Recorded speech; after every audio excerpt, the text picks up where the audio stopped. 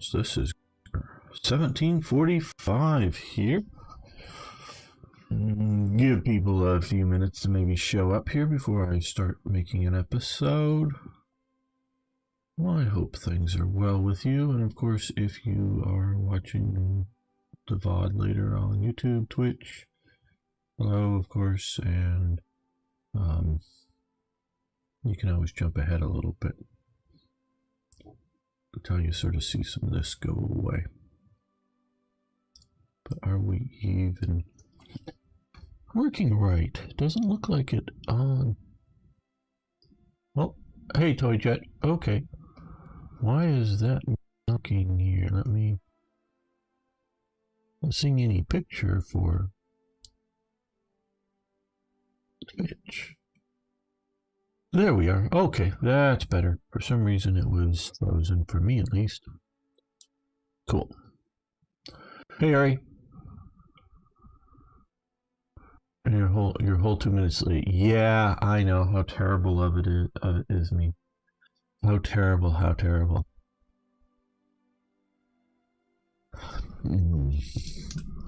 Okay, let's see what let's make an episode here.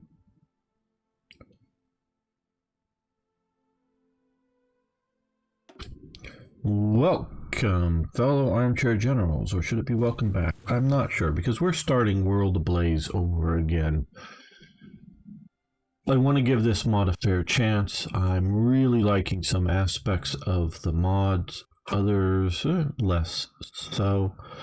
And I just thought, yeah, should I go back in time from where we were last week, a year or so, and replay some of that or whatnot?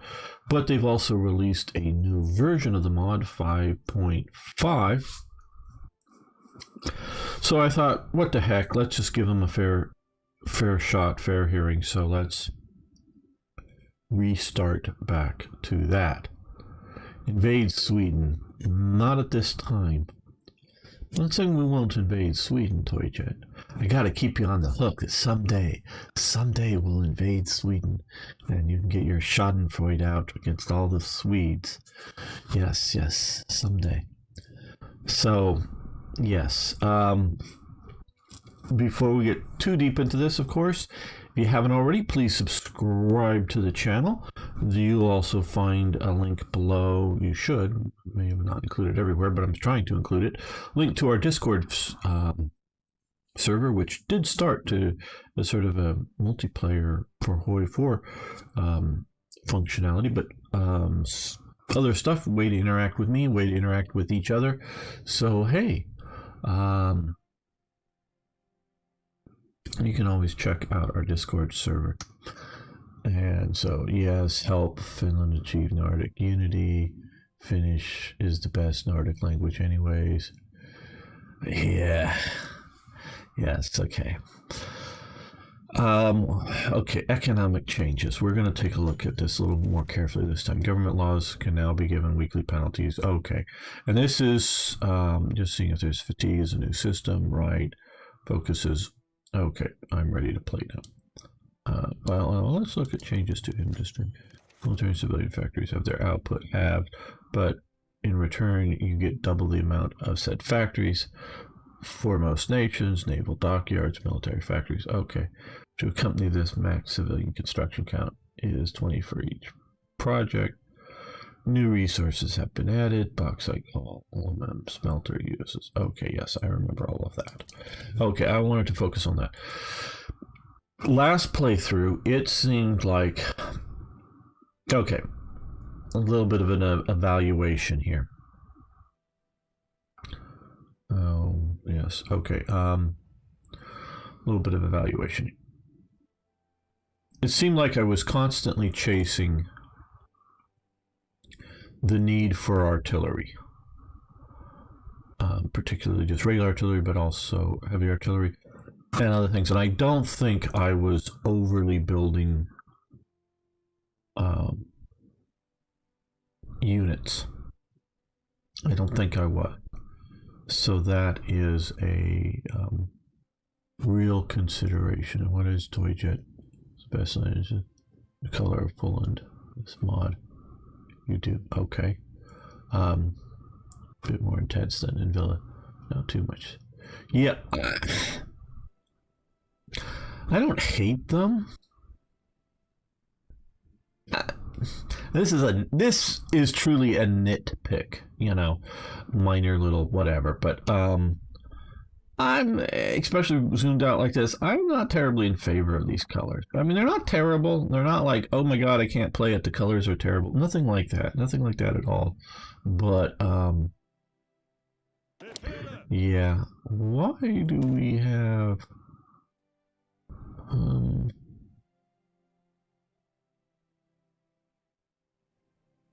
Is there a quick way without going? Because I know I haven't changed that we want historic or NATO markers with this. Yes, a restart. Hello, I believe Korean name. How you doing? Sorry, I don't read Korean. Change the view on that. Oh man, because I have it just set for the NATO counters. That's what I read. I don't like big helmets and tank thingies, but that's just me. Okay, so the important bits and some of the stuff I didn't do last time. Well, we're going to start with Rhineland. Get that going.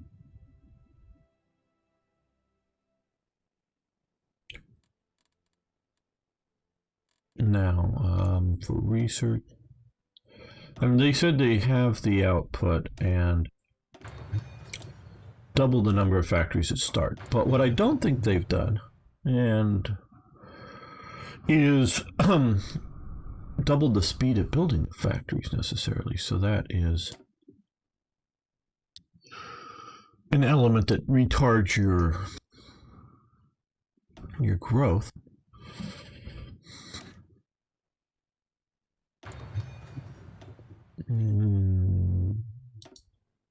Something over here I think I need to do. No, okay.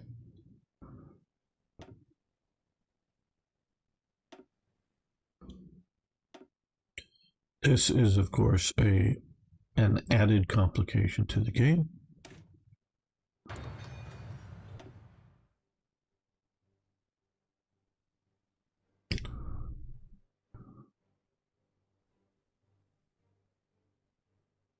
Disperse support.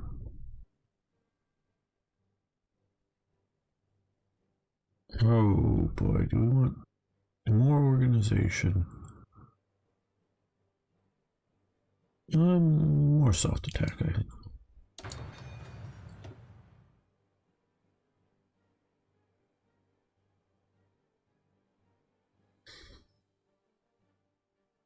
I'm torn with that between this and black ice.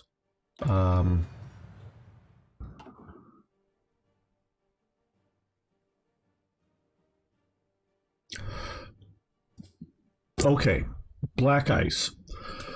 I really love black ice. There's, in my last playthrough of black ice, which they made updates and changes. One, they reduced the trade range limit, which keeps Germany from trading with Romania. That is a bad thing. That is an easy fix to go in the defines EULA, and you can easily manually do it and increase the trade range back to vanilla standard. So, and vanilla standard is basically set up so that Romania can reliably trade with Germany without sending ships, you know, all the way out and around. Just trade directly. Fairly minor thing. The other thing is, and Eri here, no, was it Eri? No, no, it was IKB. Sorry, gonna attribute something to the wrong person. IKB had Colonial Rebel admit who's one of the devs for Black Ice on one of his streams. Is my major thing is that they were in 42 and they're basically at the start line of the invasion of the Soviet Union. So in my opinion, they basically made the Soviet Union uninvadable. So unless that's fixed, that rules out black ice, because you'll just set up with some sort of forever war that you may be able to push a little ways past the start line, but you don't get very far. So until they fix that, now maybe they've already fixed it last week and I haven't heard, because I don't follow things that closely. That just, no matter how good the mod is, unless you really think, oh, World War II needs to be a forever war with the Soviet Union while you deal with the Western Allies. It's their mechanic to make it difficult to push deep into the Soviet or into the Soviet Union might make sense when you were, way deep here, but doesn't make any sense when you're, right on, invading what had been Poland and whatnot. It makes no sense there. And it could be, if it could be done to be nothing here, a little bit difficult here, and the deeper you get, the more and more difficult it is to move supplies and whatnot. That would be okay in my mind. It might not be perfect, but it would be okay. Now, the restart that I've had, and if those that were here last week, and I still have one more video left to do, is twice I invaded the Low Countries, and both times I got massively stalled out. Now, I was warned by the devs, and so that let me just come here. Here's maybe where we change the marker. That's right. Is it default symbol? Yeah, there we go. Default symbol. There we go. That's what I want. Default symbol. A device is nice, but I want default symbols. Is that this, and I did improve it some, is a bit too weak from the devs, even though they have some limitations here. So I'm taking that into account. So I got stalled out. Hey, OCB. On my invasions into the Low Countries, and I was also warned that my air power isn't enough. So yes, my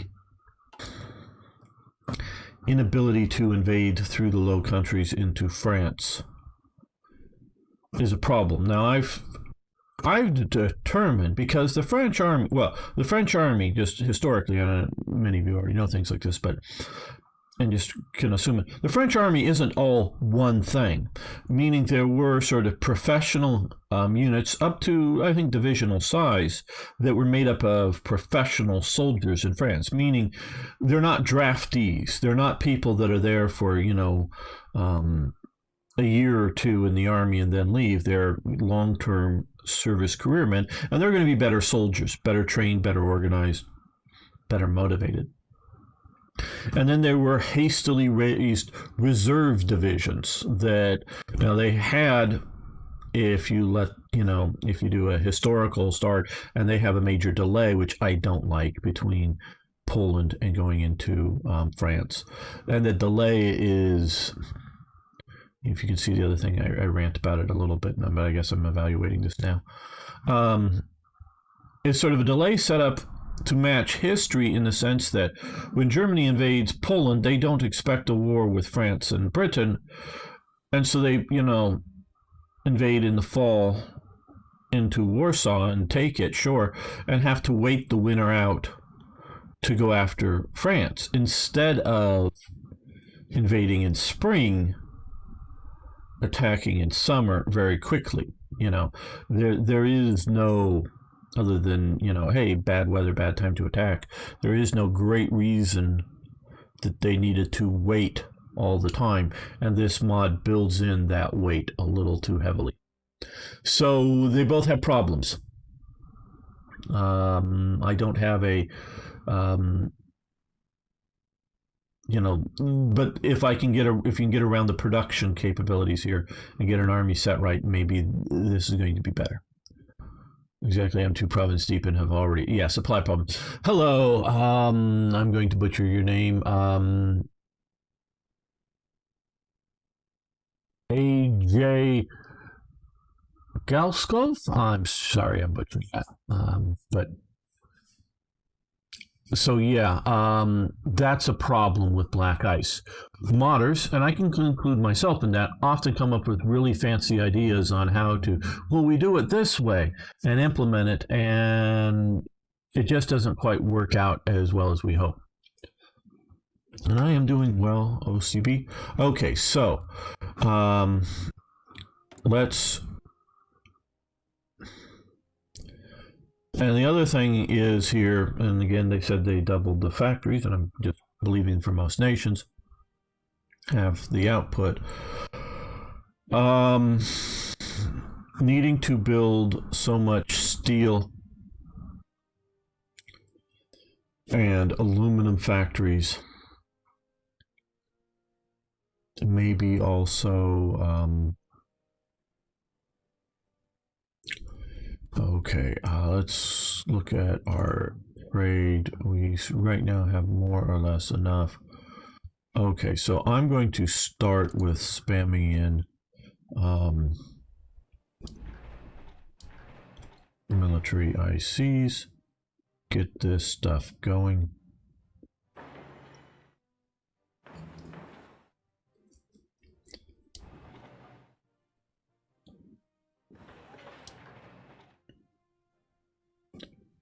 Very good. You just got home delivery pizza, I guess. Okay. Very nice. Toyjet. Okay, so that will get that going. Now, from past experience, let's get this up with artillery, some support equipment, some heavy weapons. And because of warnings about aircraft, of course that will eat into our resources.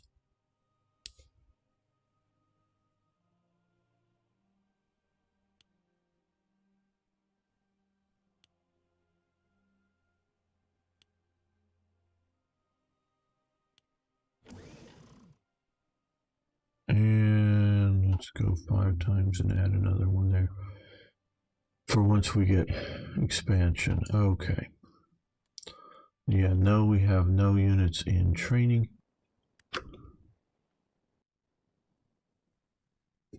Very good for you. I like maps. Maps are always, I've always found them to be cool. Just from what he's saying, what Toyjet's just saying about his tasty pizza. I just in the last day or so found a map that has pictures of pancakes from around Europe, different countries, what they consider a pancake. I just had pancakes for breakfast a few short moments ago, so that's just sort of that. And I like all kinds of maps. So we will increase this, yes. We don't need to sit here. Now, once we can, the one thing I was worried about was setting up, pushing through to more efficient economies because of this. I still think they've not convinced me that this is a overly useful thing. The only thing I can really see that this is terribly useful for is if you were setting the mod up to be long-term peacetime Germany with lots of military production, and then they have a good point. But because it's like as if we were going to play, I don't know, EU 20th century, and well, what if Germany waits until 1950 to start the war, and they're just building all these arms up, and all the rest of the economies are just going along on civilian economies, not building up arms? Yeah, Germany would be uber powerful. Well, yeah, that would eventually wreck the economy. I agree, but that's not what happens. So, yeah. I don't think I want to move it faster than this, but try to keep things flowing. And there's also another mistake I did last time through, is go down or go for autarky too soon, I think. I pushed that, which... Okay, remilitarize the Rhineland, great, okay. Okay, well...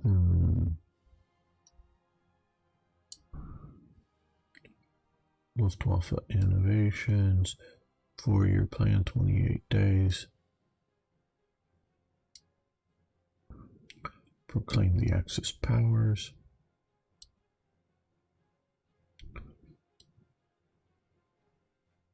$35 days. Oh, one thing I didn't do is this. Focuses. We go through the naval production. And those watching, just so you know, I'm really sort of planning this playthrough as a look at World Ablaze mod, so I'm not going to concentrate too much on naval stuff. Just basically see how the mod goes before, you know, thinking we need to dig too deep into stuff. So I'm not going to be focused too much on the naval elements. Well, I guess we can start the 4-year plan sort of early. See where, yeah, abandon autarky. No, we're not going to go down that. Continue autarky. This here I really object to.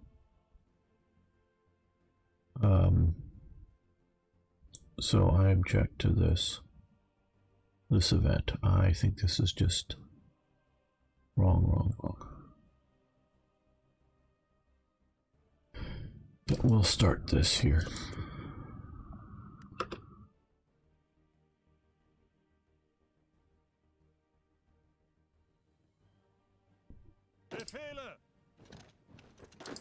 Yeah, watch our border be a Grenzwatch, or however you pronounce that.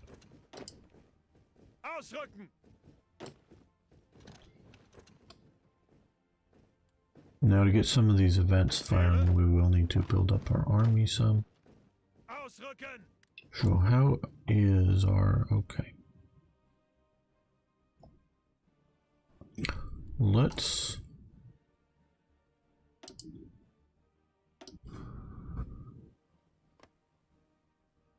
and we'll add a unit. No, I'll do that. Hit that. Okay, we'll start with that. Now here,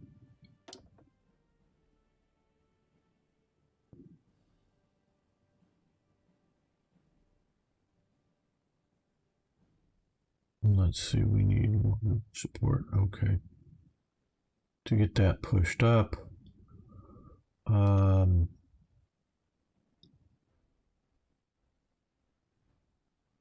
let's get him going early.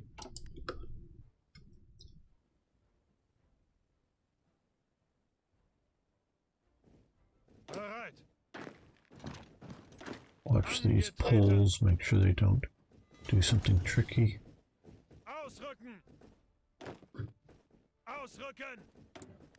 Okay, more military factories.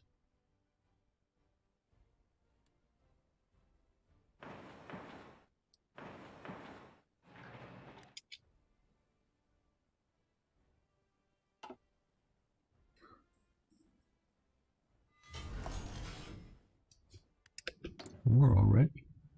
Well, we're burning through this pretty fast this time.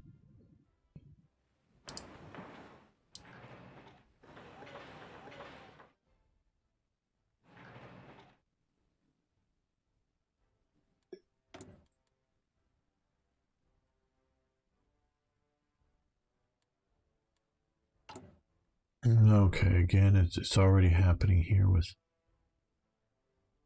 Okay, support equipment, heavy infantry equipment. And or heavy artillery, okay. Let's do There's support up here. Let's do 2 more support.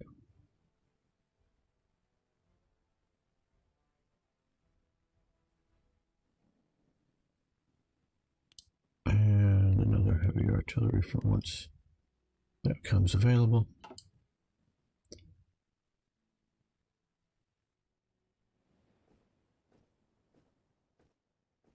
Bereit zum Ausrücken. Befehle. Ausrücken. Ihre Befehle. Ausrücken.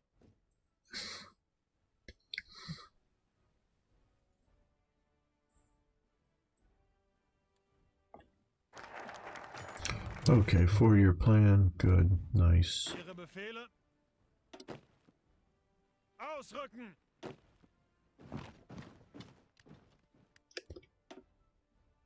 Okay, Point Hermann Goering.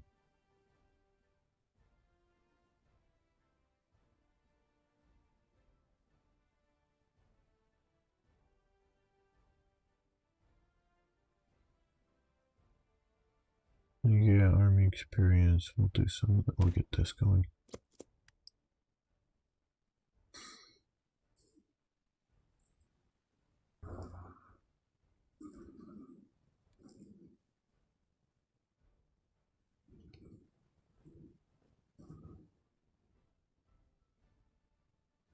Well, maybe a bit faster here.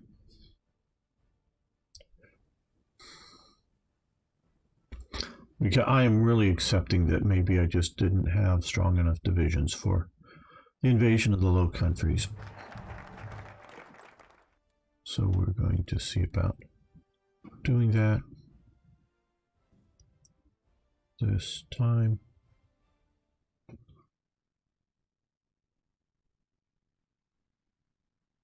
Well, I don't know. It's going to use up resources if I start putting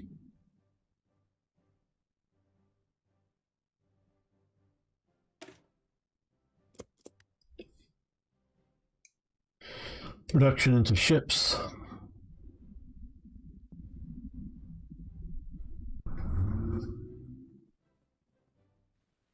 Subs or whatever.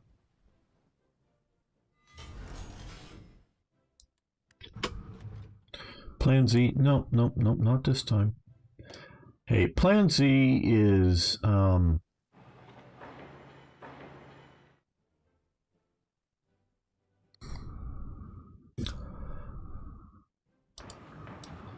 for once you have everything else working well. I guess I should say.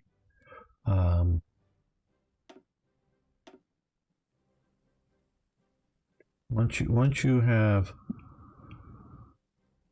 all other units working well, all other categories working well. Okay, we need more tanks. As I suspected we would. Let's pump in some of that.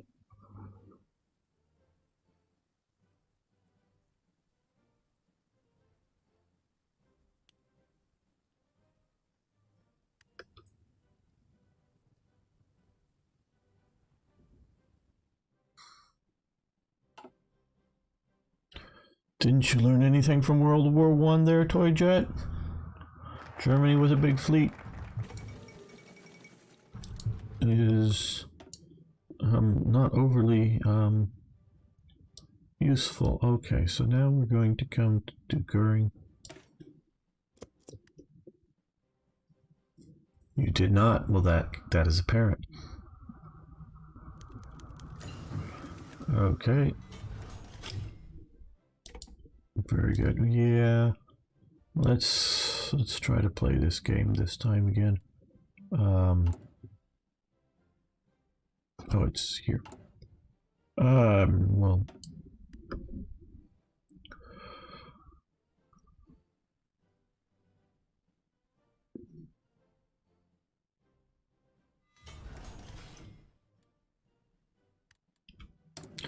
Now I'm just going to pretend that you're just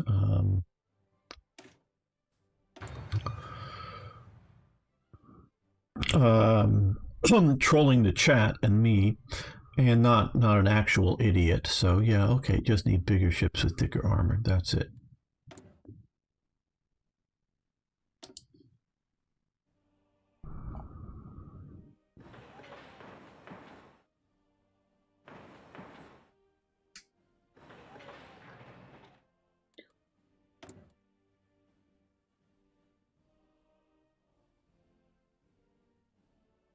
Oh, of course not. Never would you do that.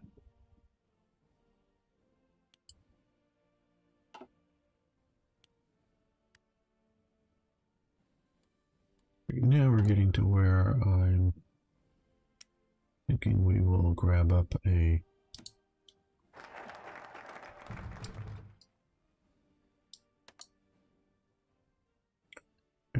factory full of resources. Okay. Point Hermann Goering.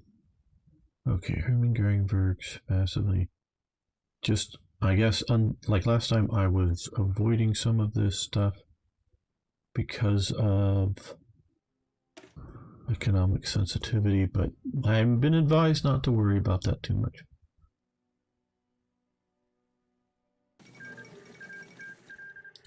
Okay, so you really just want me to go down the road that you're an idiot. Okay. Okay. You can be an idiot.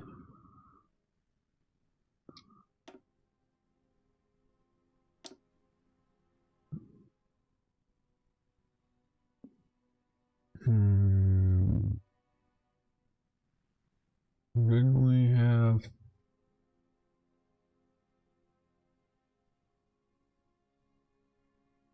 Oh, need to scroll up. There we go. Military factory construction speed plus 10%. That's what I was looking for.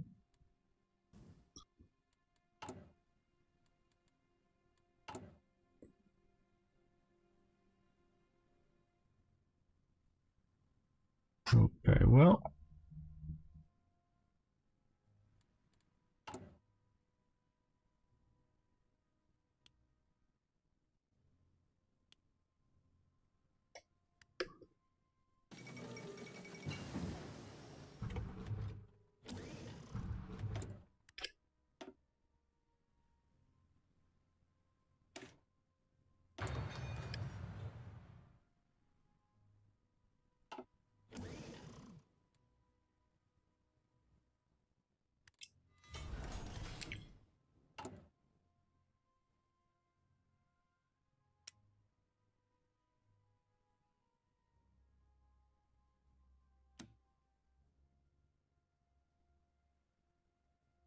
Oh, well, that's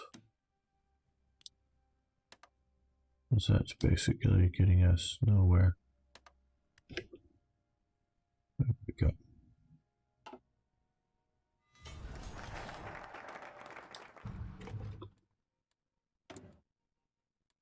Well, I don't know why I keep doing this, because I want to see what we need. Okay, we just deployed some divisions, a couple of them here. We're going to want to crank up the divisions, so yeah. Artillery, we're doing okay-ish this time. I think more light infantry equipment and just more support equipment. Okay.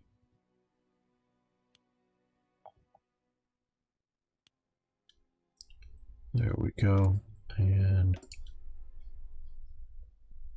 continue the spam.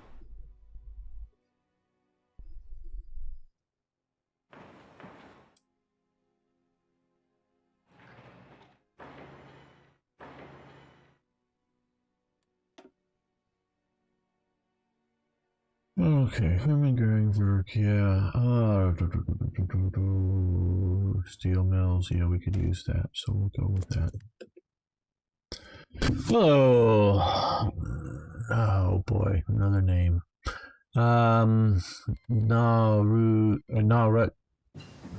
Chitel? I'm sure I'm butchering that, sorry. Okay, radio detection, very nice.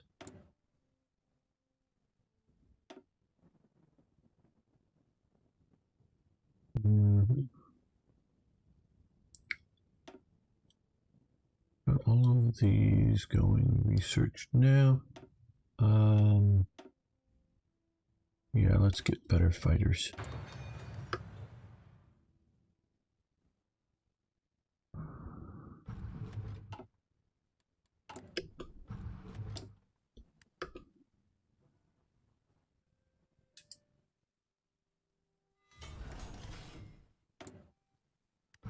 Okay, now because we've been doing all of that, we're gonna get some more steel mills from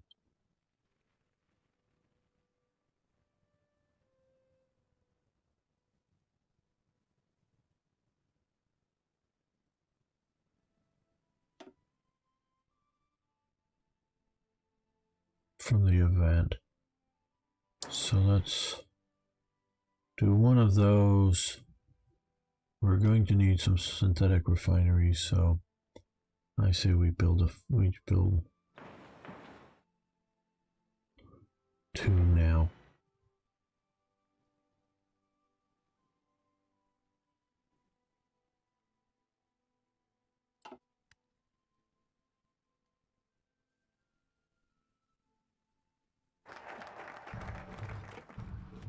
And that will get us our steel. Okay. Nazi economics. Continue autarky. Arbiters, front. Okay, repairs. Yeah. We're going to go down some of this, but we're going to avoid this until the war starts. That really messed me up. Okay, groceries, during research bonuses. Yeah. We'll do the 14-day one first. Oh, and we have completed, well, much of our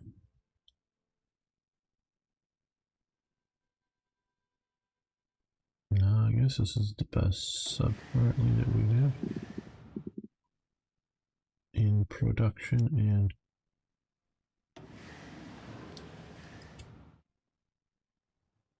oh, for some reason we have not nearly enough iron. Uh-oh.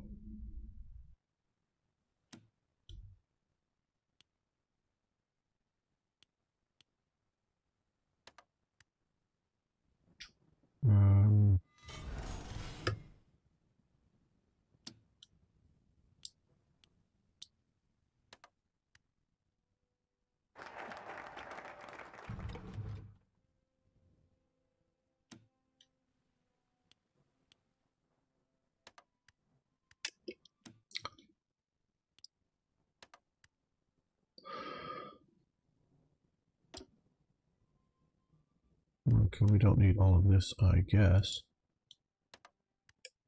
There we go. Makes up for some of that. I'm going to slow this up just a little bit because this is quite honestly becoming a bit of a pop-up. Okay, celebrate the Olympics.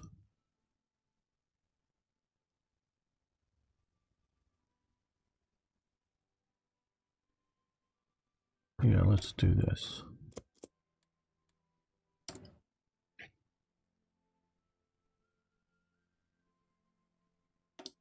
Couple of fuel silos. I'm not sure how much.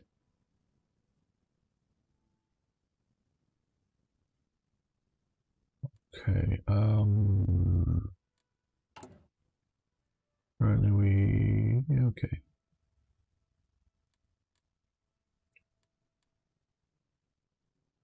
We may be able to change that soon. What are we not building that we might like to build? We don't even have a production line open. We got trucks, got AT. Okay.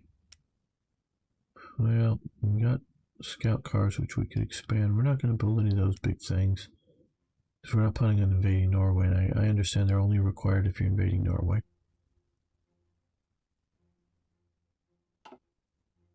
Hey, USA man. Well, okay, we can quickly, just because being stalled out in invading France, the last two released episodes, I think you were here for some of the gameplay. And instead of just going back a year or so, since they've already released a new version of the mod, I just figured I would start again and give this mod a fairer look at things. Okay, so let's do that. That's sort of in short, because I already sort of gone into it in a bit more detail at the beginning of this episode, which is going to come. Okay,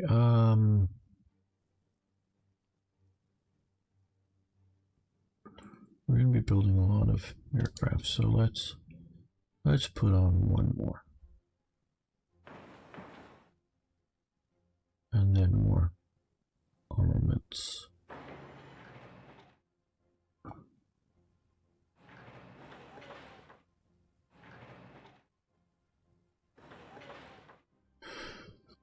Hello, Crazed Tim. How you doing? Hope I'm getting that right. Okay, let's continue to dominate the Dutch trade.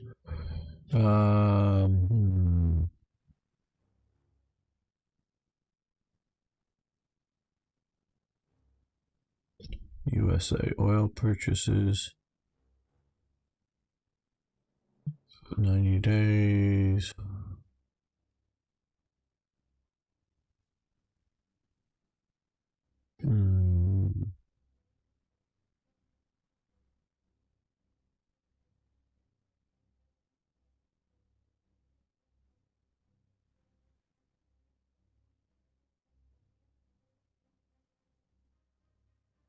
Knoxville tank units. Armor bug fix. Okay, we'll do that now.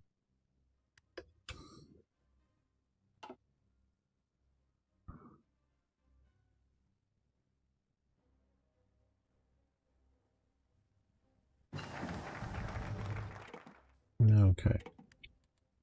We celebrated the Olympics. Yay, formed the Waffen SS.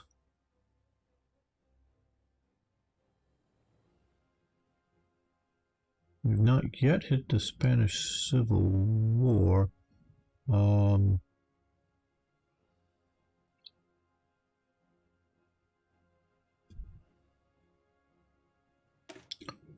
let's do that.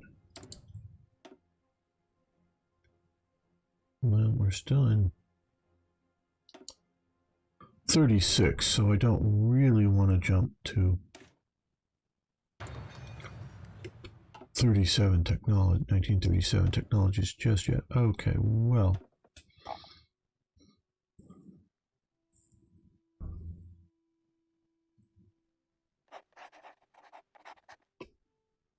Get our economic team roaring here.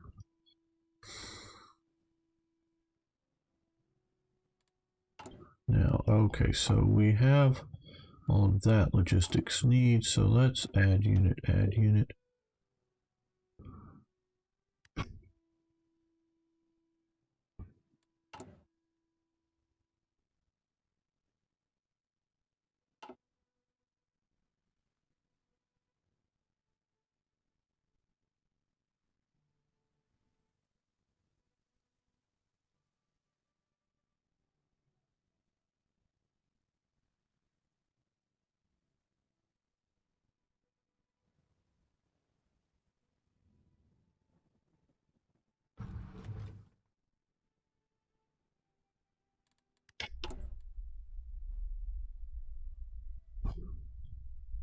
Because these things are happening.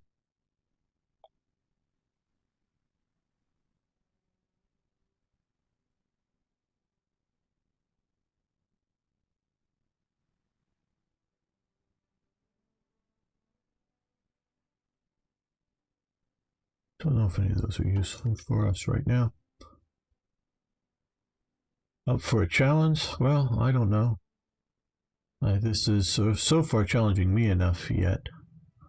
Figuring out how to defeat France.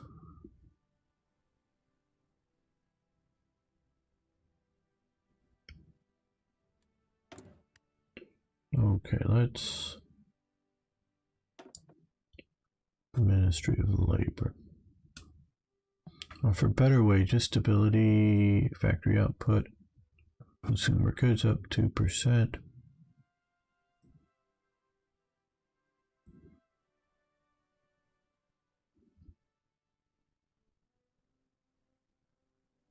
I don't know which.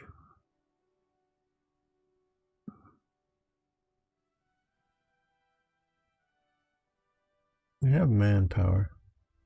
Well, with this mod, I'm a beginner. This is the World Ablaze mod.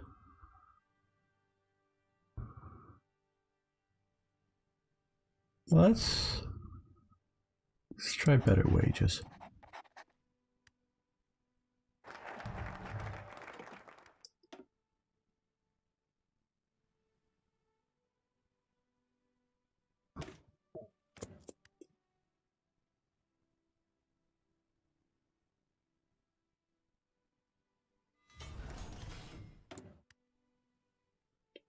Another submarine.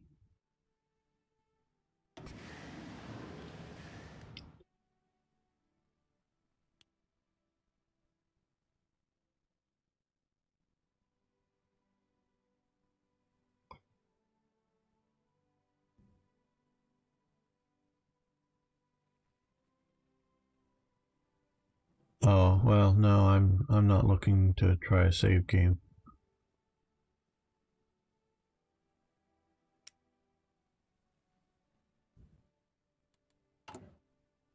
Okay, rubber.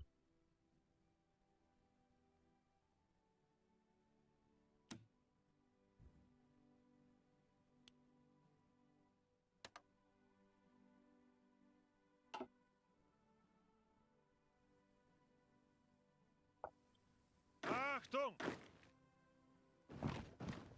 Ihre Befehle?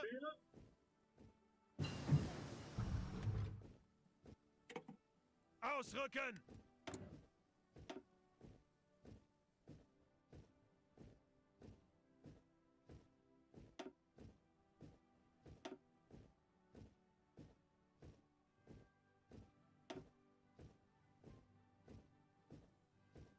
Yeah, let's get the Panzer II in development.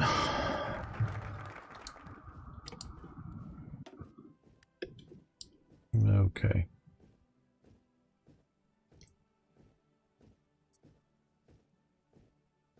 Let's come back over here. I really think some of the things that they do here. What?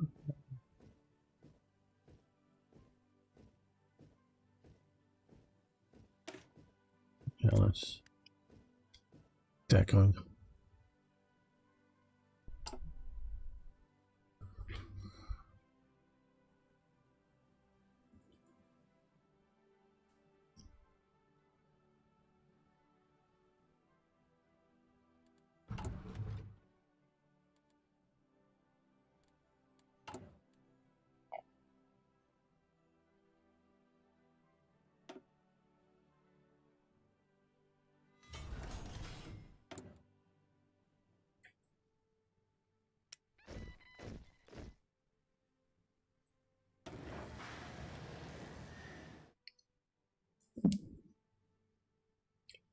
What were the Volkssturm? They were. It's basically a catch-all phrase for various mass-raised people's militia. They include, I mean, it's all kinds of things. They include the SA that was still very much around, in 1945. They include like Allgemeine SS units, and they include just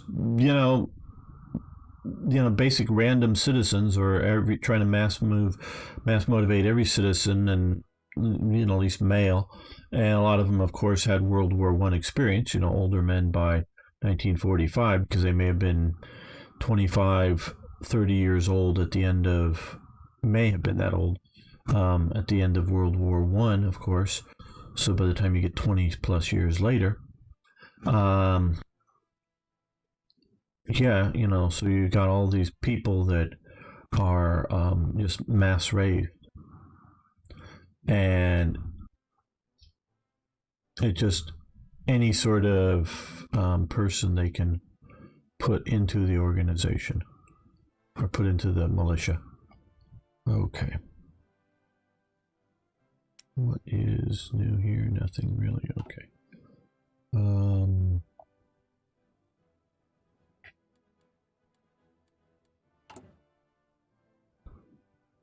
It's really a desperation move, obviously. But,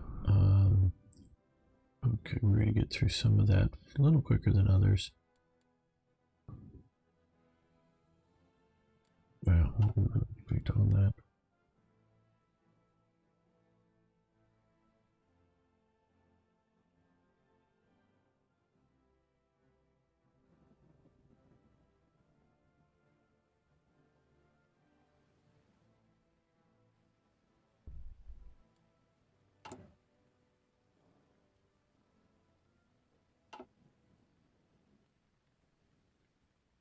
Okay, well, we're going to end this episode, not the live stream, so everyone here can just hang loose. But those watching later on YouTube, I want to thank you for watching. Thanks for liking the videos. And if you haven't already, please post your questions, comments, suggestions below. See you next time for more, more Hearts of Iron. Okay, everyone, we're going to continue this. I'm just going to save and then grab a Coke and be right back, and we'll make more Hearts of Iron videos. I'll be right back in just a moment.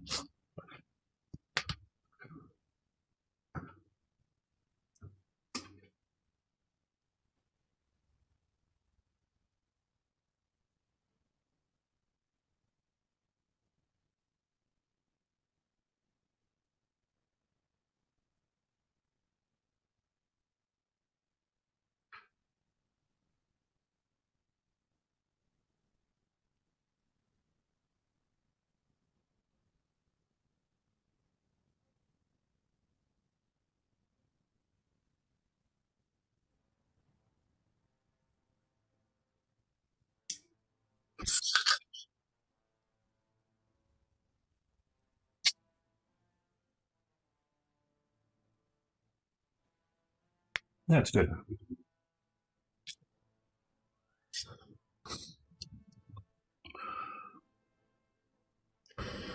They aren't very heavily industrialized. Yeah, which ones are you thinking of?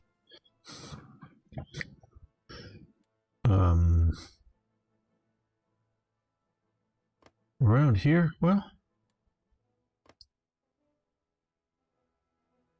yeah, fairly heavily. That's over into Belgium, obviously, yes. Yeah, not bad, I would say, for industrialization.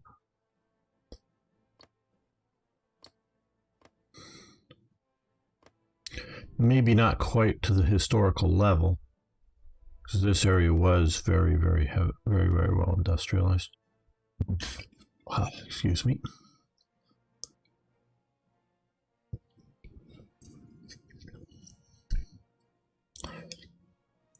Okay. Let's another episode. Keep this thing going.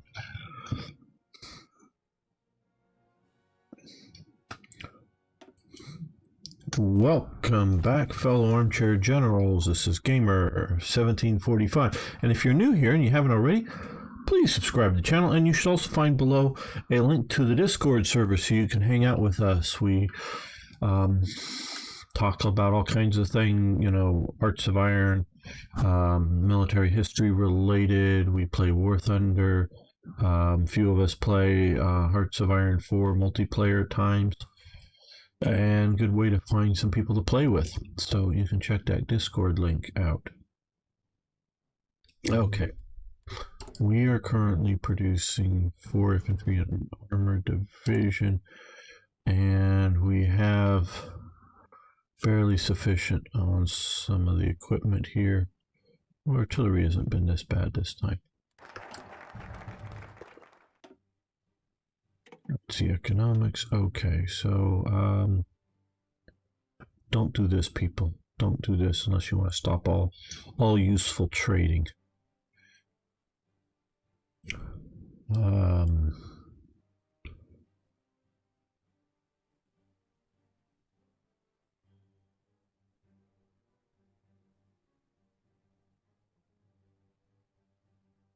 Yeah, I have a little bit of problems with this, but this is just too useful. We're going to go down that path.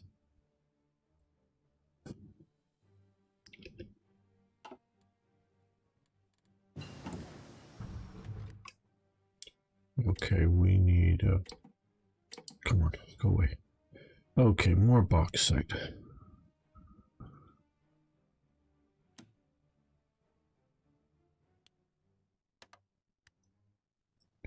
There we go. And yes.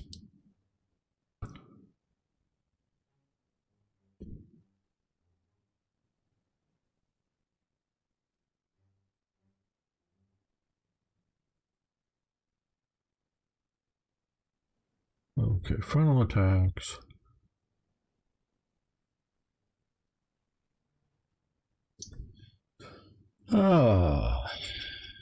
Naval's tactic.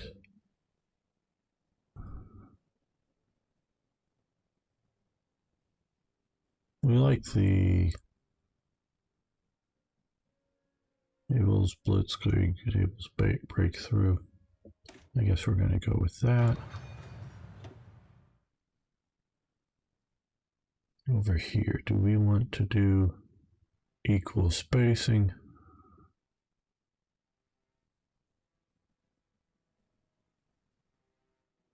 Concentrated spacing.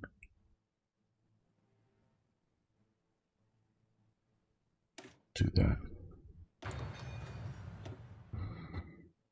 And can we come down here?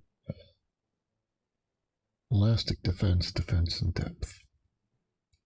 Recovery rate.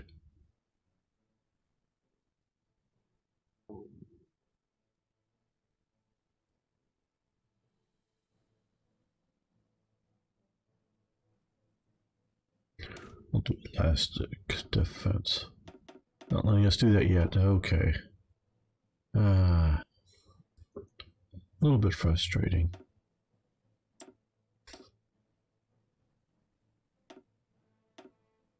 Yeah, we're going to sort of ignore that. Let's...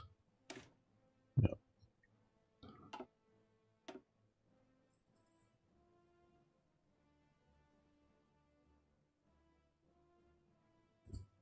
Well, I guess we'll do this.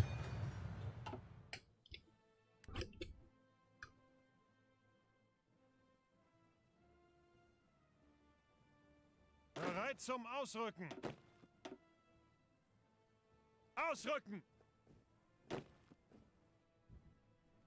Oh, that's already happened. I didn't know that it happened. Okay,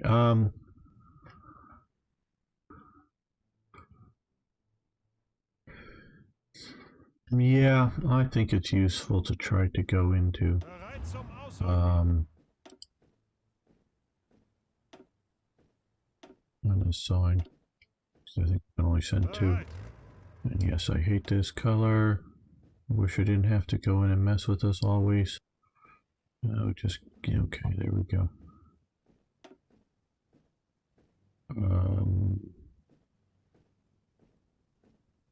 Gutarian. We're gonna give him Gutarian.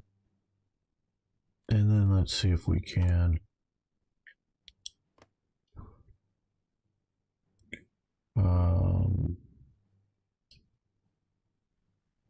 send volunteers. Gutarian. Okay, good. You need to get a focus to continue autarky to get focuses that you need bonuses for synthetic. Yes, that is my sort of complaint with this.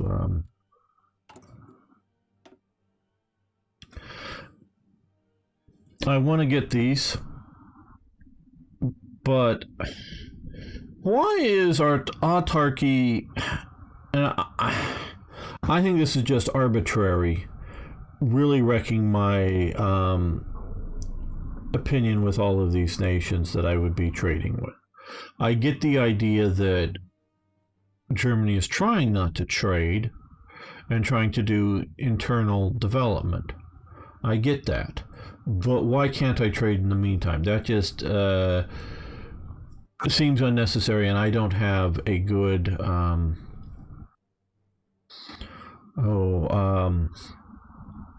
a good historical reason that is a requirement. So I'm not in favor of that, USA, man. Not in favor at all.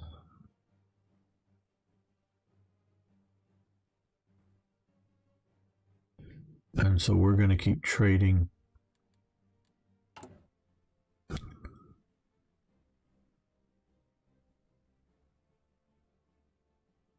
We are expanding some of our synthetic industry, obviously, and continue to do so.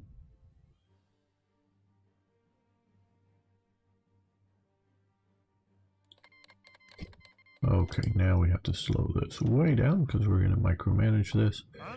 Okay, Guderian. Last time I think we helped them win the war.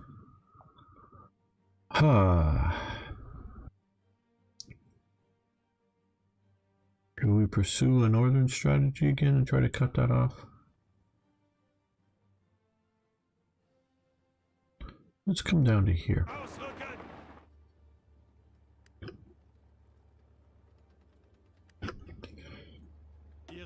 One division's coming over to here.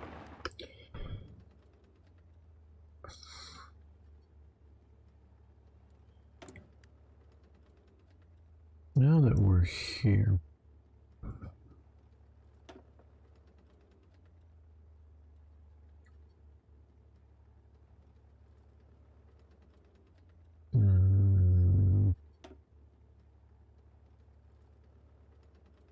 yeah, that's the one I want to put in.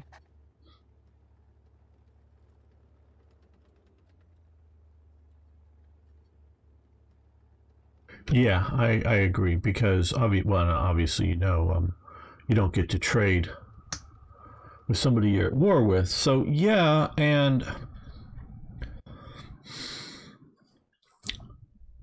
because Germany did have a balance of trade issues.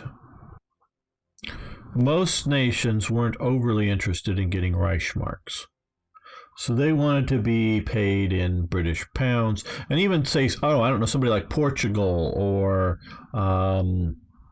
Greece or whoever Germany might be trading with, they would happily accept British pounds because they had, shall we say, been the gold standard of international currencies. The US dollar is definitely rising at this time.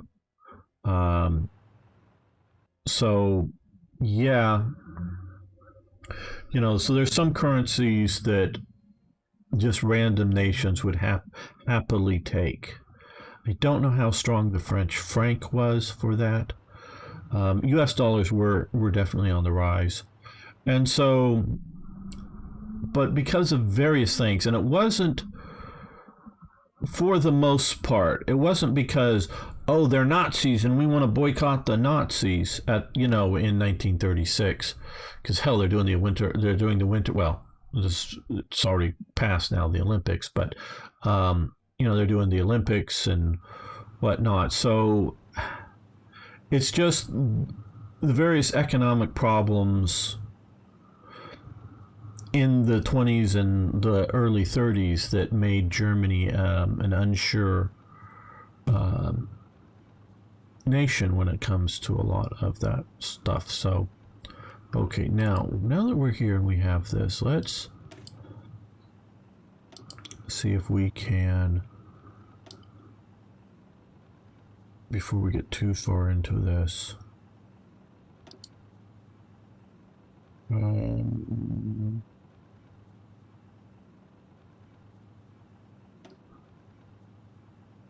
that would be somewhat helpful.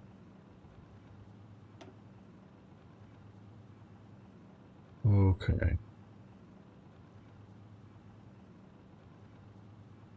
Yep, we're going to do it even as it's reducing our motorization down. Achtung! No, yeah, we can put you to a higher commander. That could also be a bit of a help. There we go.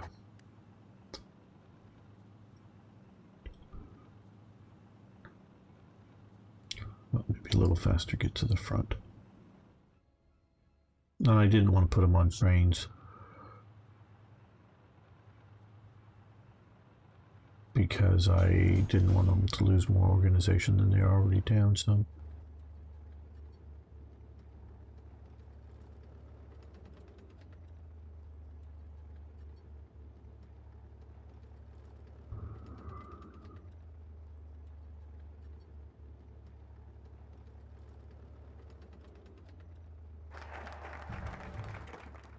Okay, nationalized German army. Yeah, armor. Let's do war of movement. I want to make sure we get observations from Spain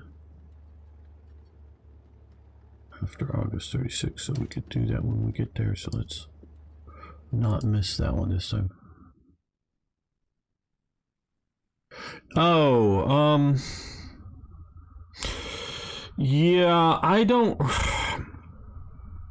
There has been several times that they've literally confiscated gold and silver coins in the U.S. And I do believe during this period they did confiscate the gold. And quite honestly, I don't know.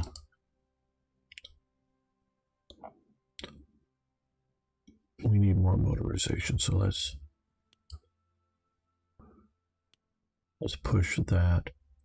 I don't know all of the details of that, and just what was on the gold standard and what was on the silver standard. So there's a whole history to it, and I'm not going to try to BS my way through that. So yeah, it's definitely a thing.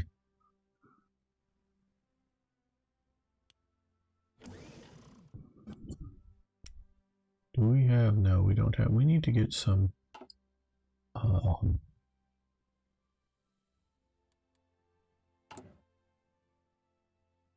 artillery. We need more artillery production and light infantry production. Weapons and heavy. Yeah. Oh, we're getting our motorized coming through.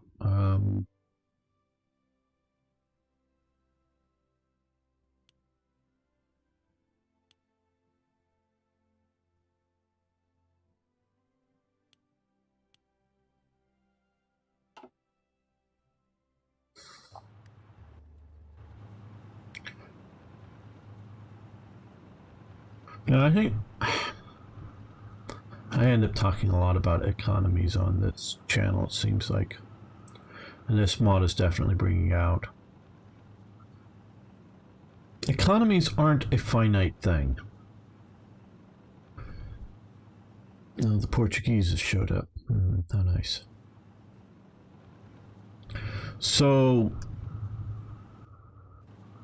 should gold and silver be the medium of exchange? And if you're listening to libertarians, they very much think so. But they're often looking back at, okay, we are going to go with this. Looking back at the 19th century, both in America and other places, when Mexico drove the Chinese economy.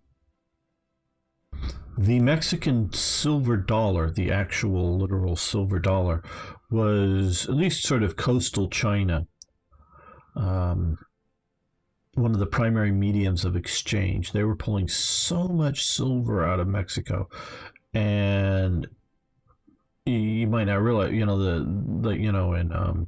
Shanghai and, down in, Canton down here. It was a major, and they would move truckloads of the stuff around for big purchases, major means of exchange because it was a trusted currency. Now, this wasn't paper money. This was silver dollars. And of course, various huge silver strikes, gold strikes in the U.S., in Nevada, places like that, up in Alaska. They were pulling so much gold out. And a lot of people want to go back to a gold standard. And one of the examples I often use that back in 1936 or something, you could get a really nice men's suit for $20. They had, again, depending on what year, whatever, that would be like a $20 gold piece. Well, you can today get a really nice man's suit for an ounce of gold. Whatever the price of gold is, $1,000, let's just say right now. I don't keep up on it, but, okay, $1,000 suit. Yeah, okay, $20, $1,000. Okay, that's fine. And you can go, well, we should use gold and silver. Well, should we, though? As a means of exchange. Now, I get inflation, I get all that. I know I'm going into an economics talk here, but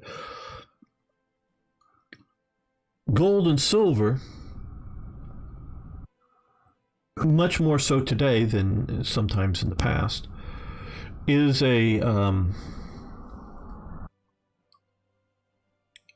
useful industrial metal in computers and things like that. And I know I don't know all the details, but it's useful in various high-end electronics and not just the desktop computer and whatnot. People in America used to be, and I'm sure somebody would still do it, point to Brazil. Their economy, they've gotten off oil and they do all this ethanol, fuel from corn and whatnot. Well, of course, now they're all screaming, Brazil's cutting down their forests. They're ruining the world's treasure of rainforest. We got to protect the rainforest in Brazil. They don't like Bolsonaro, or however you pronounce his name, because he's sort of Trump-like. Well, they blame, they cut all these fires. Look at these fires this last year, not this year, but last year in Brazil. Look at all these fires, blah, blah, blah. And you go, that's like it is every year in Brazil. So that's just sort of hate for him. But they are complaining that the rainforest is shrinking. And I'm not doubting the rainforest is shrinking. Okay. And so do you cut down the rainforest to not use oil? Do you, instead of feeding people with corn, do you put corn in your gas tank? Does the U.S. want to, and we are forced by law to use a percentage, and this comes from back in the 1970s with OPEC embargoing, and OPEC controlled much of the world's oil prices, embargoing oil. We forced oil companies to put a percentage of, and we have to tune our cars for them, a percentage of, alcohol fuel from corn or other sources here in the U.S. So it's stupid laws like that are continuing. Well, it's a renewable energy. Blah, blah, blah. Yeah. But do we want to feed people or do we want to feed the cars? You have to make these choices. And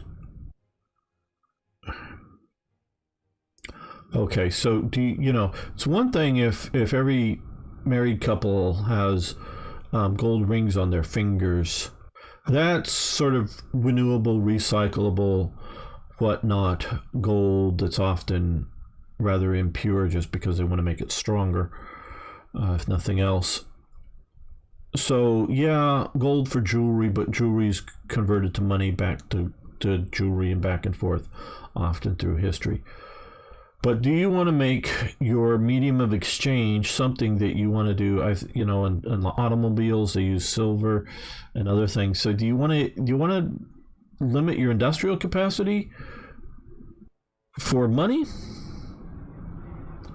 or not? And I don't know that the gold or silver standard is because it's, yes, we're pulling more of it out of the ground, but it is still a finite resource, and we're not yet to Elon Musk. Robert Stats. Build the Bismarck. I don't know that we're going to be doing much naval this test playthrough. Yes, well, there's more silver than gold, absolutely, USA man, and it's quite true. You can look at a gold, anything that's gold that's been if pure is overstating it, but like a gold coin that's been buried for 1,000 years. You dig it up, and it looks like it was the day that it was buried. Where silver really corrodes out and doesn't look like it. Obviously, if you have gold coins in your pocket or whatever, they will wear. They're not indestructible, but gold is that sort of immutable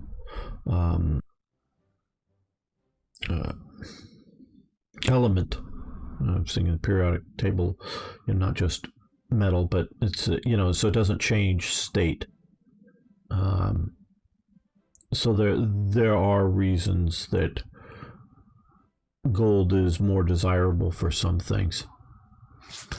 So yeah, we're still just looking at how well the mod is working generally, and not looking too deep into things like naval activity.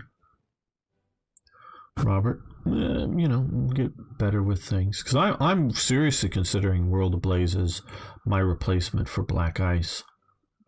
Though I think Black Ice is still more popular because people have heard of it more. And so yeah, they have points with their, situation. So if all currency is based upon how much gold or silver you have in your national treasuries, that is very good, very, very good for people who can save money, because it does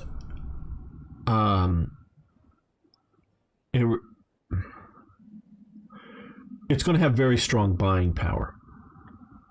I don't want to say that there's an inflation, because there's other factors going on there, but it will have very strong buying power for those who have it and can save it up.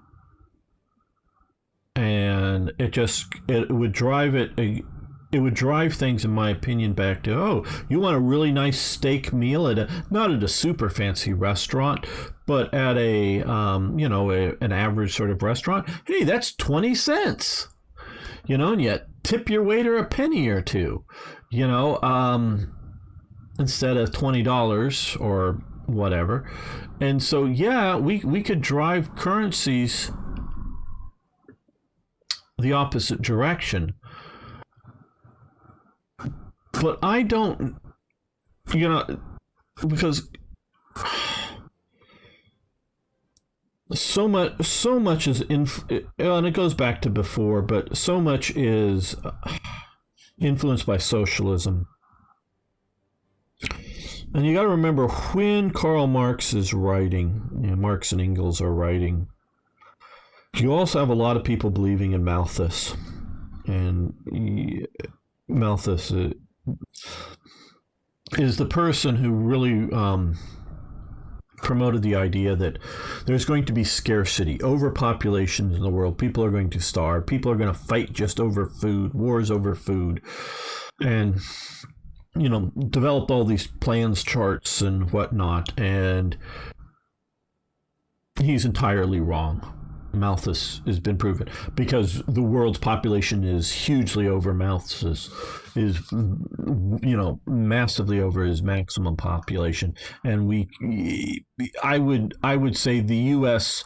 territory, if it were put into moderately effective food production. It could feed the world right now. It's just getting the food to wherever would be difficult. So yeah, the world itself with modern food is not the problem in the world, growing of it. Maybe getting it to underdeveloped areas who don't have, nice railways and whatnot systems and their local economy, So, yes, there are people hungry in this world. I'm not trying to say there aren't. But food isn't humanity's problem. So Malthus was wrong.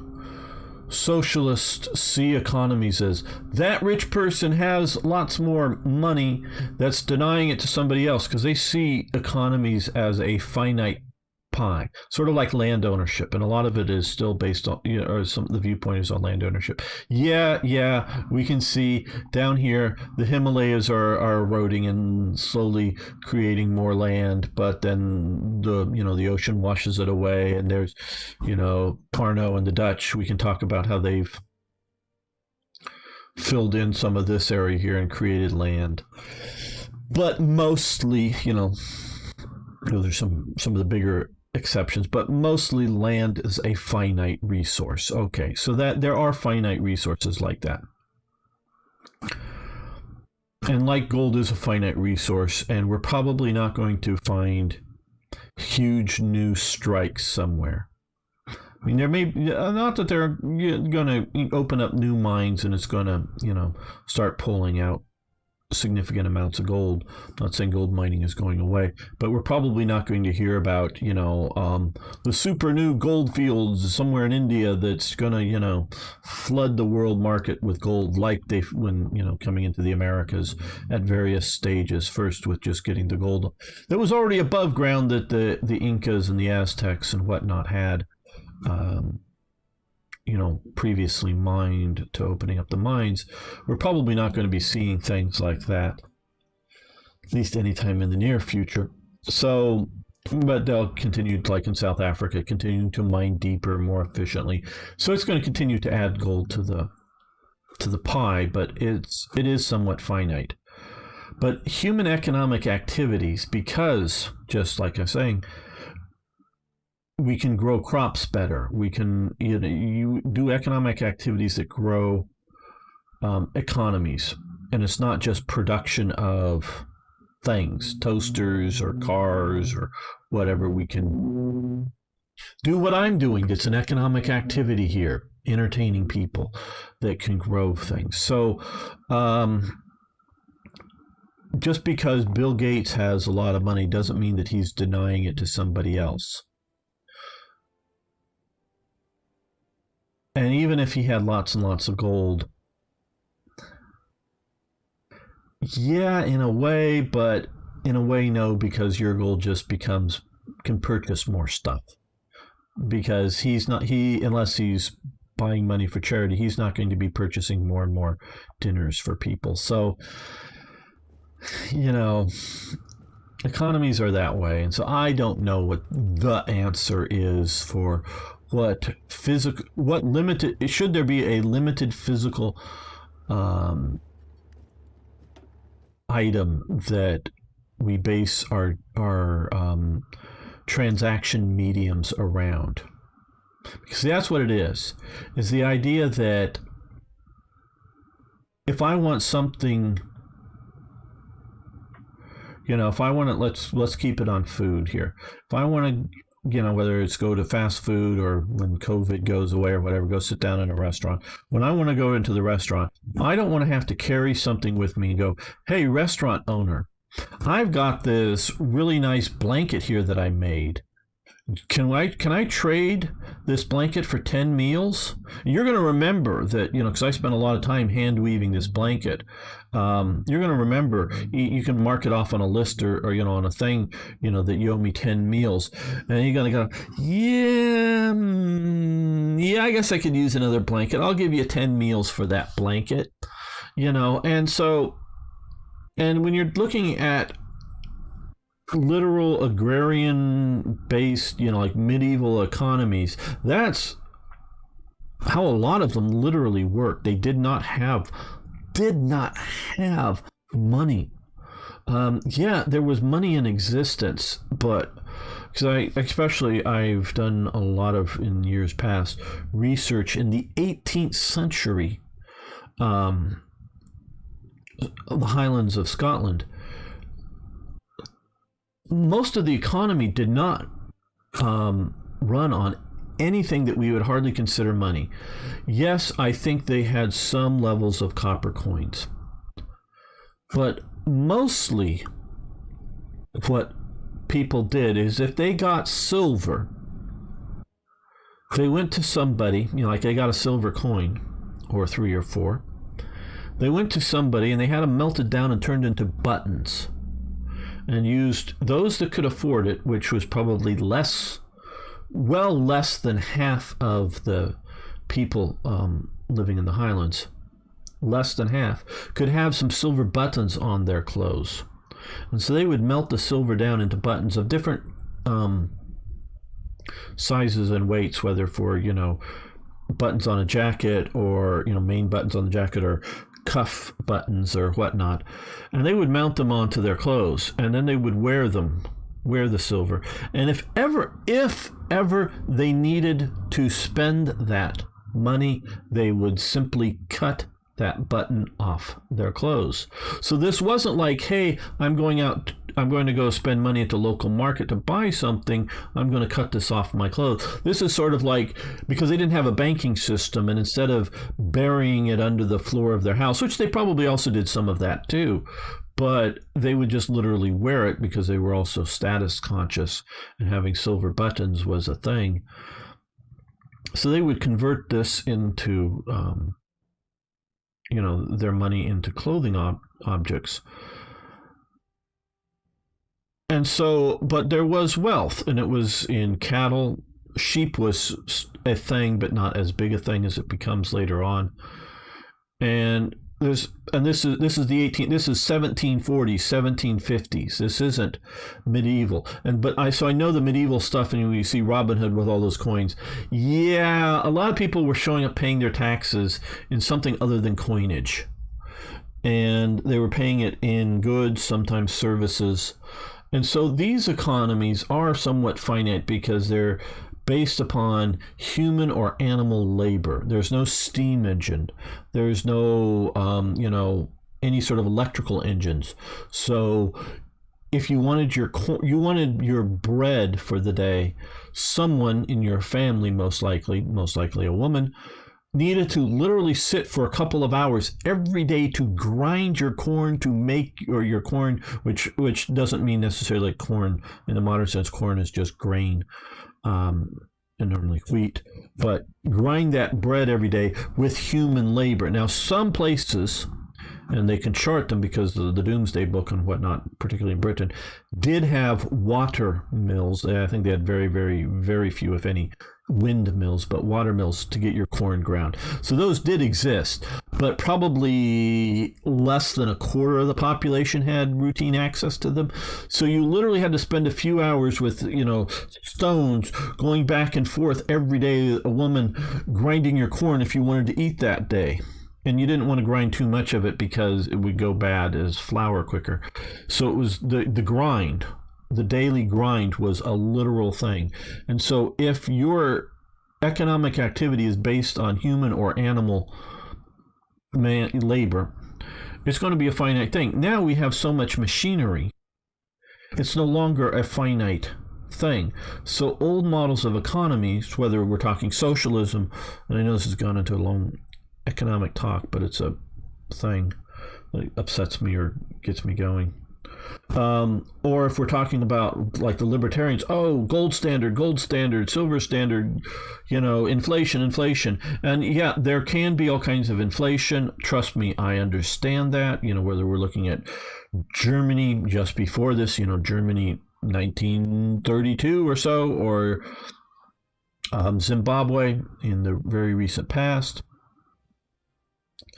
And national government debts are also an issue. That is a concern. So not that the sort of um, libertarian viewpoint isn't entirely wrong, but it's discounting how economies have changed since the 19th century. In the medieval ages, food was one of the most absolutely USA, man. And you know, it is still, you know, it's still a critical element in parts of the world, but I would, you know, and American aid, USAID, you know, destroys economies. When they send in food relief to Somalia, they put all the local farmers out of work. Well, they might have been out of work sort of anyways because there was a drought, but when they dump in food into Haiti, they destroy the local economy, the local food growing economy, because they go out because there's cheaper or free food brought in because of an earthquake, so people go out of business. But should there be peasants barely doing subsistence farming in the modern era? No, I don't think so. That part of the world culture needs to go away. But what they need to do is build proper roads, railroads, ports, and all that stuff to be able to move food efficiently around the world. And it just needs, yes, there still can and should be local agricultural activities, but you need to move away from, shall we use a term, and I know it's a bit of a loaded term, but peasant economies need to disappear.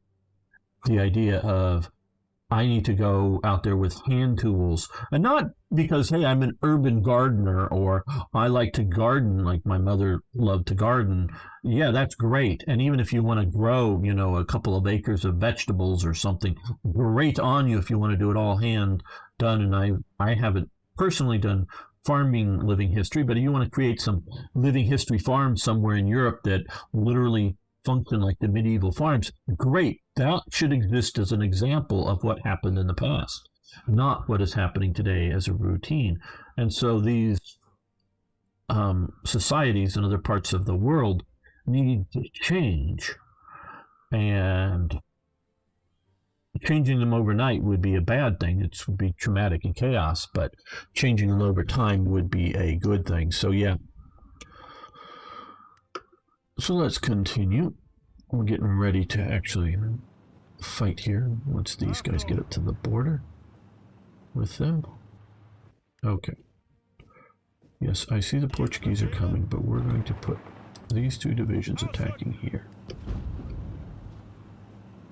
Hopefully the Spanish and or the Portuguese will decide to join in on the fight. I see the Italians down here.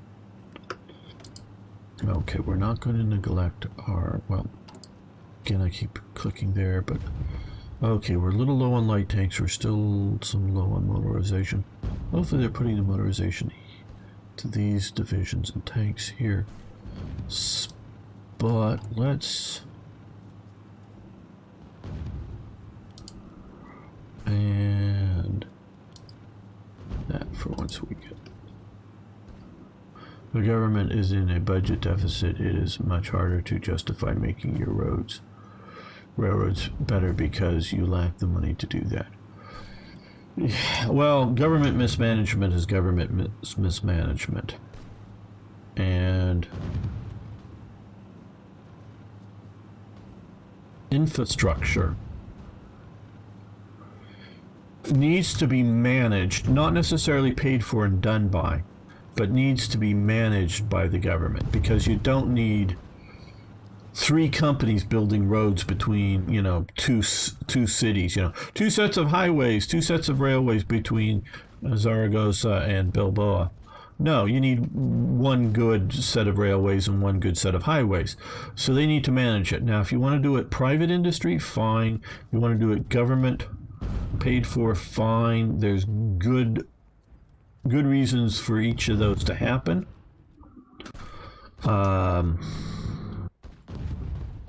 So, you know, we could argue private versus public. I'm not talking about the actual construction company, but who's paying for it.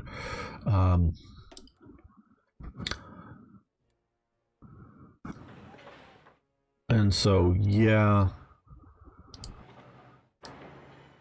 I think it's something that governments should be willing to go into debt for, but it should be more managed and defined. Often in the U.S., they sell government bonds, often city or state bonds, that specifically pay for a particular infrastructure project and have the idea that, well, we build these bridges, across whatever river this is, say, because, a modern bridge across this river, and we'll pay it off over 20 years instead of waiting and saving for 20 years to get the money. You build it now so that you have more economic activity, so you can collect more tax money, and people's lives get better sooner, but you pay it off over 20 years.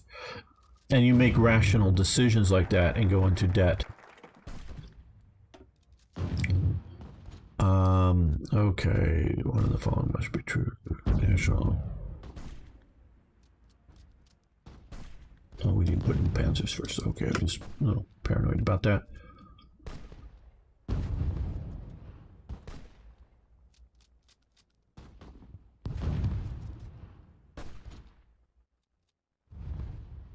Well, this is getting needed army experience. And we now have BF 110s, which I'm going to...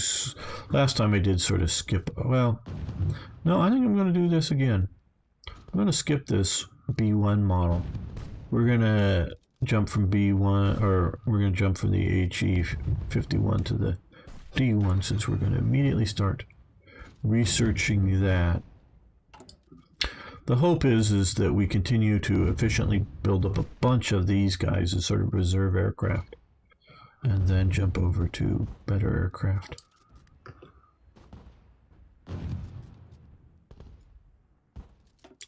Well, how long this is taking? I'm going to up the speed.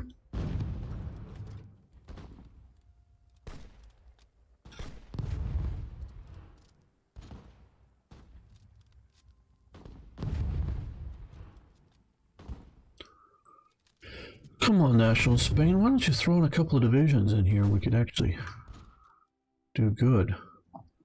Now, see, I don't know what.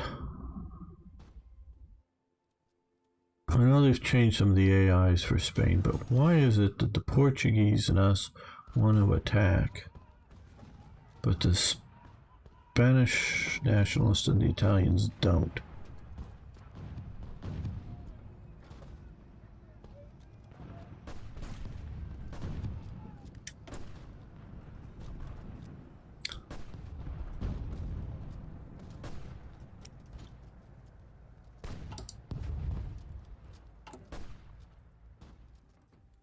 Okay, support equipment.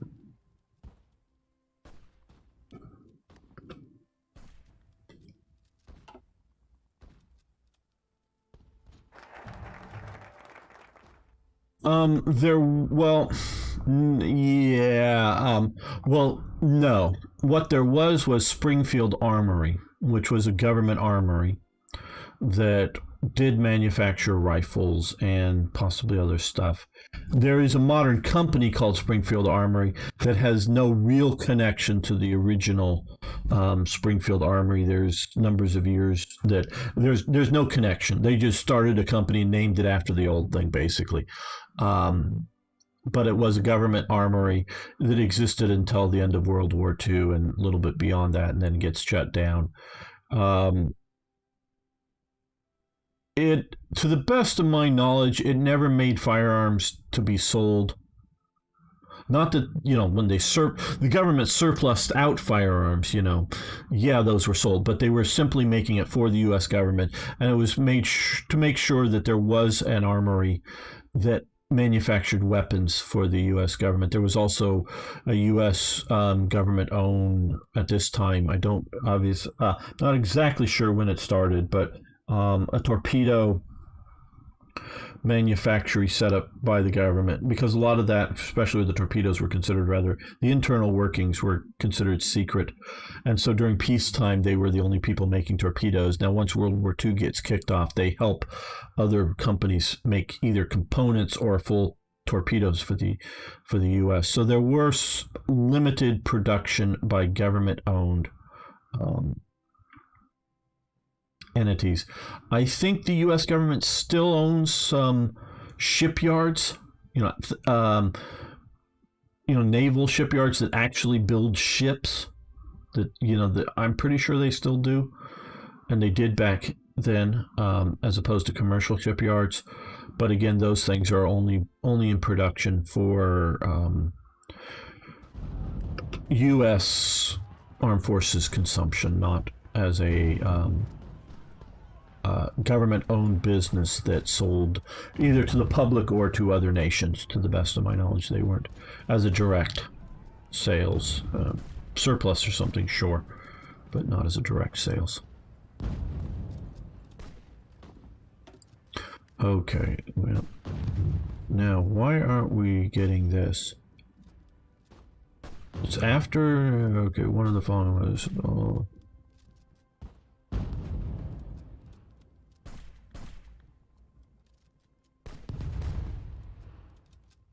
Okay, national at peace. Okay, so this is going to happen after the war, but for some reason last time this didn't work for me. Okay, well, we got the tank doctrine stuff. Research, let's come back over here.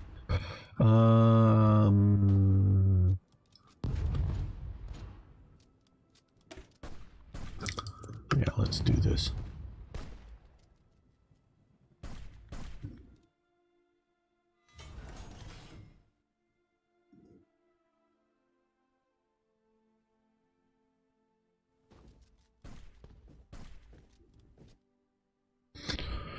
Oh.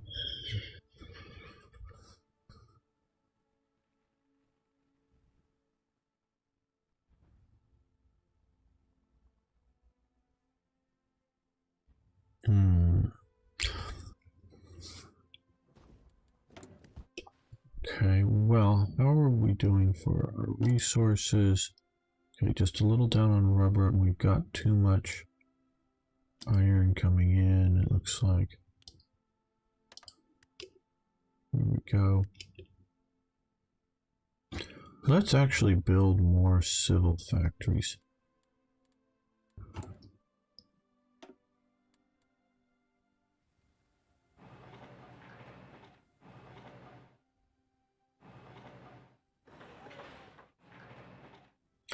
That's a bunch, but let's do that.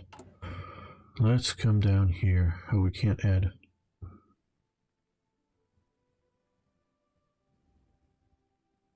Okay, well, we can't.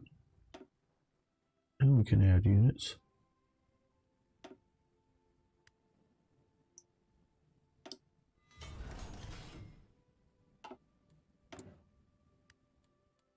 I keep clicking this. I got to click over here first. Okay, more motorized, more light tanks because we're using them up. Okay.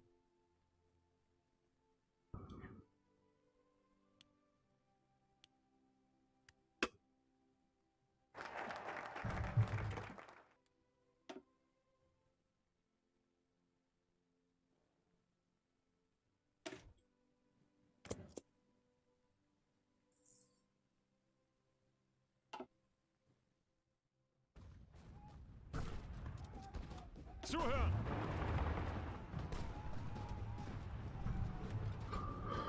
It was a truck, a very reliable, Zuhören! basic truck, the Opel Blitz.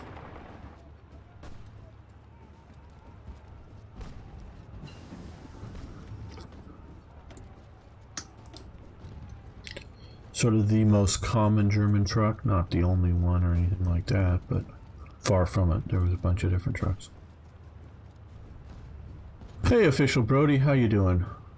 Yeah, just because of all the problems I was having, I don't want to blame anybody else, invading France, that I decided, instead of just going back a year or two and trying to fix some of the production and order of battle issues that I was having. Well, the Portuguese still just attacking the Italians might have. So I decided to, and they have a new version of the mod out, which I knew already. It's been out for a while. Figured I'd just go over to that.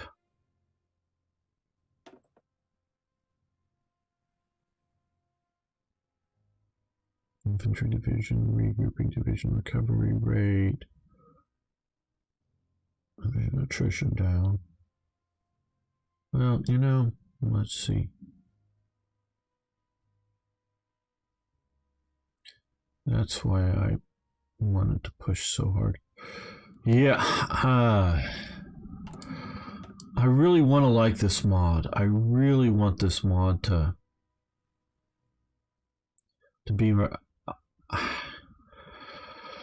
to possible replacement for Black Ice, but this thing here is really bugging me because I got to do IG. This is why I did autarky last time, because I wanted to get to IG Farben so that I could get to IG Farben, because I wanted to be able to do research speed and synthetic resource and refinery construction speed, and they're blocking all that. Now I don't know. Oh yeah, Krupp is still around.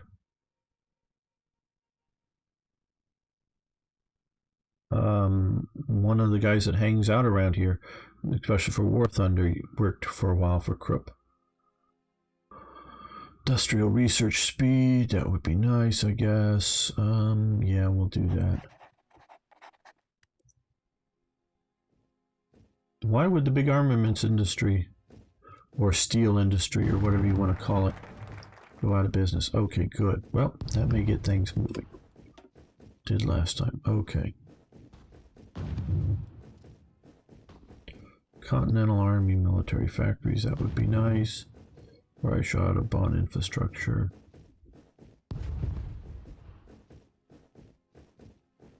I guess we just go with this damn fatigue stuff. I don't know. Okay, well, before they can get too organized, let's attack.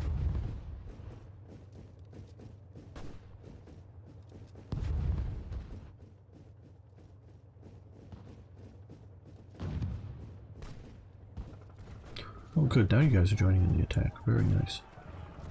Very nice, this is good. Yes, this time I remembered. What do we need more of? Well, we're slightly producing some of this more than we're using up. So it looks.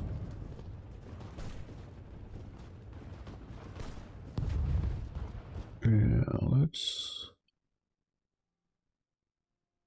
let's create, just thinking about this here, let's, oh, what do we want to do?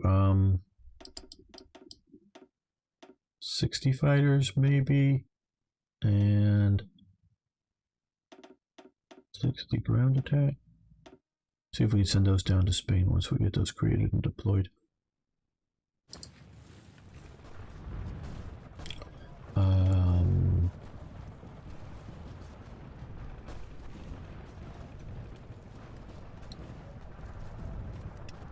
Oh, well, now we need more bauxite. Oh. Okay, well. Do we really need all of that? I don't know.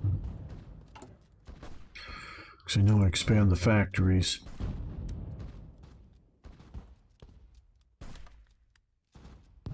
But we're not. Oh, but we're. Well, okay. Oh, we can actually. Let's see. Let's reduce this down.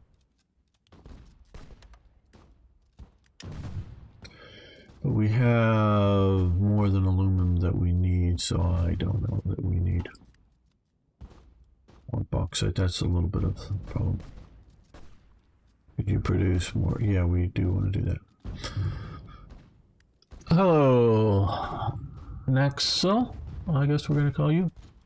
Want to become fan? Oh no, it's one of these things. Bauxite. It is a mineral that is used to produce aluminum. It's about the quickest thing. It's often found like in sand, I think. Maybe somebody's around here that's...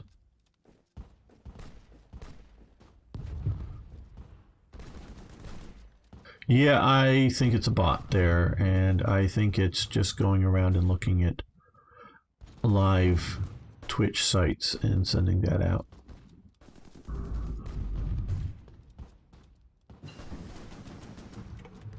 Okay, standard industries improved.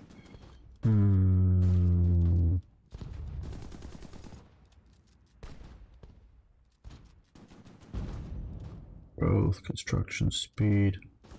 Got a lot of these things here. do this next because we need rubber.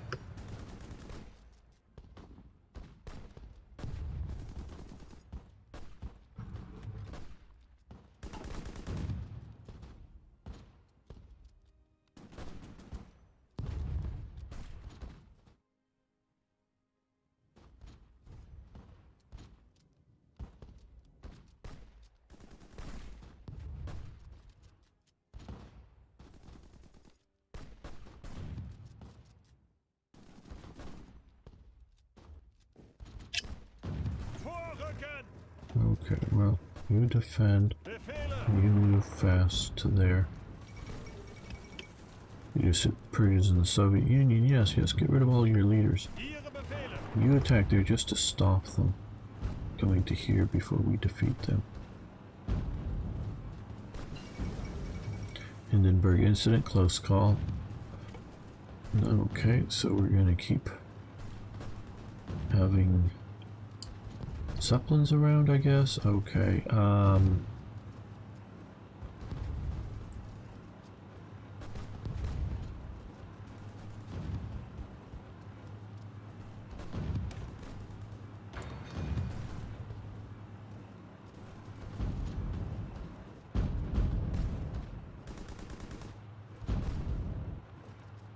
No, this attack wasn't meant to succeed, and it did.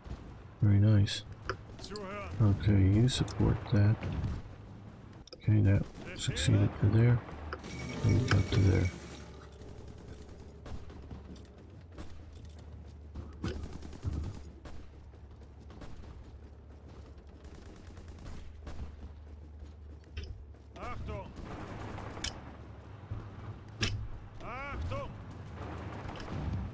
See if an attack upon the city will work. It looks like we're getting follow-up support. That's nice.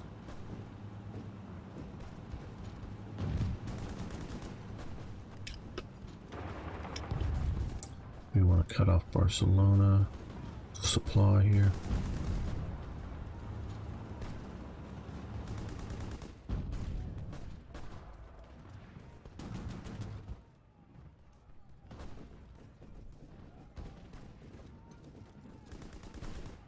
Okay, well, we're going to end this episode. Not the live stream, everyone. We're going to keep going with that. But for those watching on YouTube, thanks so much for watching. Thanks for liking the videos. If you haven't already, you made it this far, please subscribe to the channel. You can also follow me over on Twitch if you like. Either way, and I love hearing your comments, so please post them below. See you next time for more, yes, more Hearts of Iron. Okay, yep, we're going to make another episode here. Even if you guys don't stay around, I'm going to make another episode. But you're, of course, very welcome to stay around. I really do like how USA Man is asking interesting questions. Sometimes I have answers. That's cool. Okay. Welcome back, fellow armchair generals. This is Gamer 1745 here, and we're fighting the Spanish Civil War as part of our look at the World Ablaze mod for Hearts of Iron 4. So we're going to continue this here. We're going to support that attack. If you haven't already, please subscribe to the channel. And though I know various means you may be coming fine, check that you are subscribed because they do unsubscribe people. So we need to maybe yes, let's keep our dominance there. We have just enough for that. Bauxite shortage. Oh, that's causing us problems maybe. Okay, I don't want to do that, so let's go with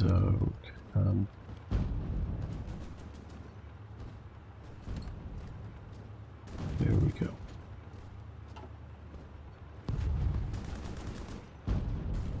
Okay, so I have to watch that.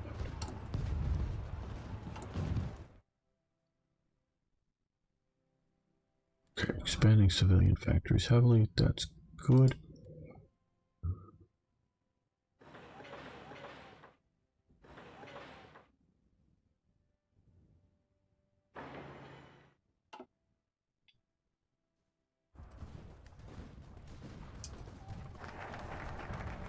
Rush auto bomb.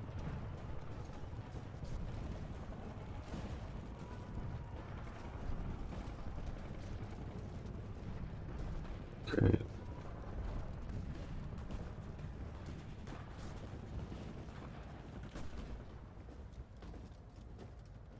Yeah.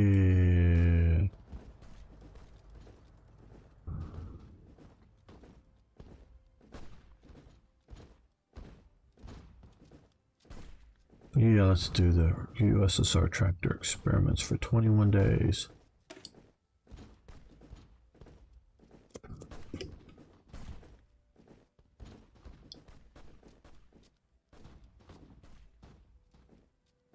Oh, well, didn't have much of an answer there. Basically, it's a mineral that is used to make aluminum. Often found, I think, in sand and that type of thing. So yeah, I don't know very much about bauxite, as you can tell. Just that's sort of what you find in nature that is then processed, the primary component in the processing to make aluminum. Okay, yeah, we're not going to do that. So sorry, I don't have a better answer on that. Ihre Befehle?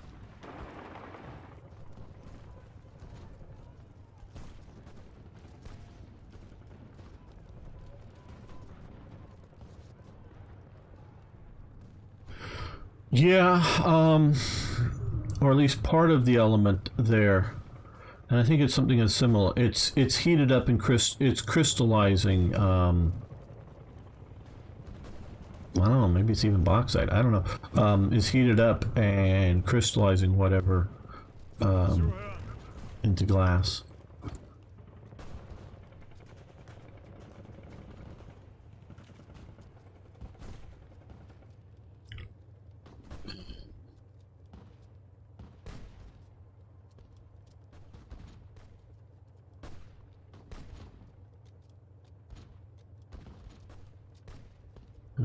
Don't know if I'm going to do that.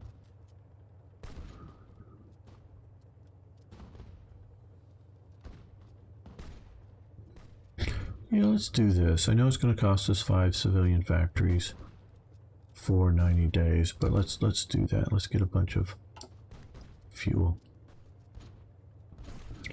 Don't know if we really have the proper storage for it or not, but let's give it a shot.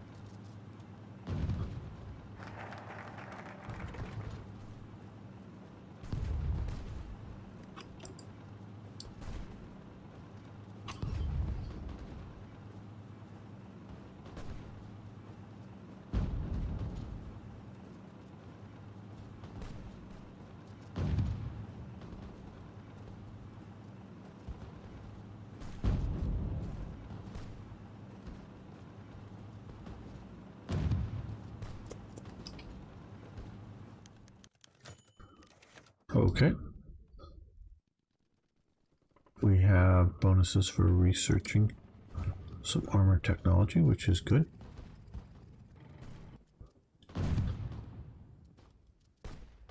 Achtung!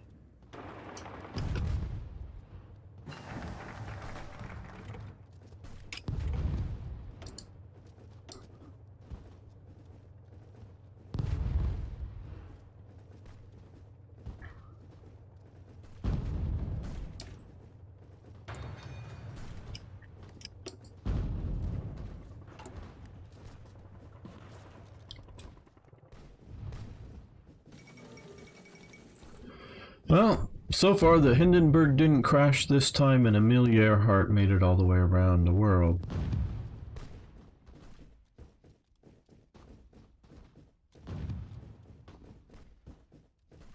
Befehle?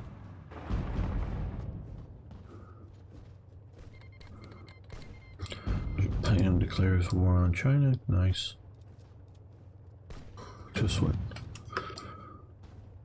needs to happen here. Okay, so we've reduced some of our economic fatigue. Monday.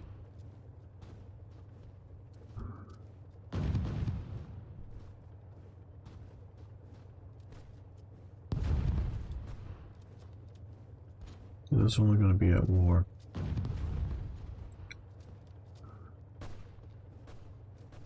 Yeah, let's claim the Axis powers. Was there a tank research treaty between the Soviets and the Germans historically? Yes, in a way.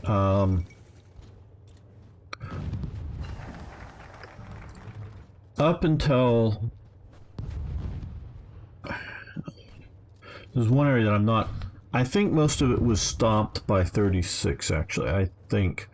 But in the 1920s, particularly, and the early 1930s, there was a whole sort of research area out in Russia, in the Soviet Union, that was used for both aircraft and tank research.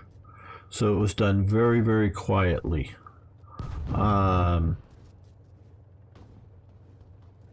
I think some elements were continued for a while under National Socialist Germany, but eventually, with the Anti-Comintern Pact, all of that stopped. But there was some of that going on. But I think really most of it is sort of pre this 1937 time. I could be wrong on that again. I'm gonna mutual assistance, Austrian production of that. Aid to Spain, that looks nice. Okay, they'll get a couple of military factories. We'll go for that. And over here, production efficiency growth. Okay. Oh, we got a lot more points. What's our car? Well, only 41, so...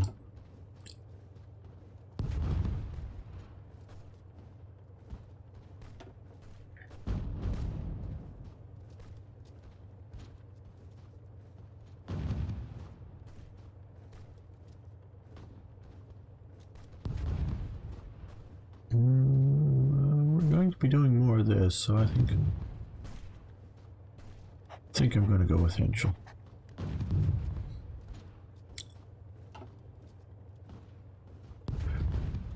People often look at the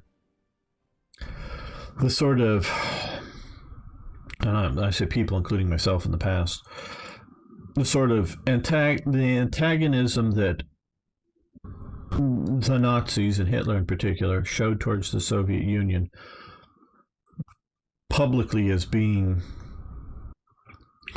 the sort of real story. And it's much deeper than that.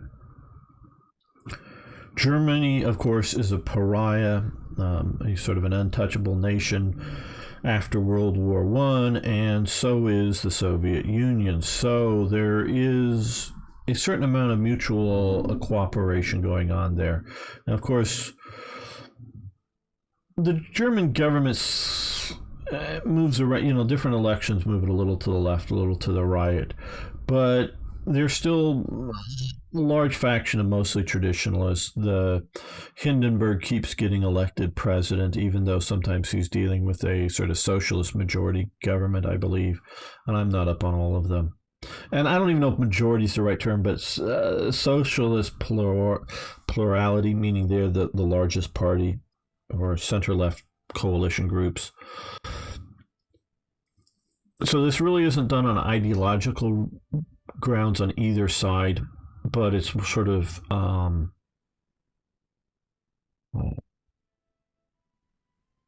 pragmatism on both sides. There's a lot of cooperation. Now,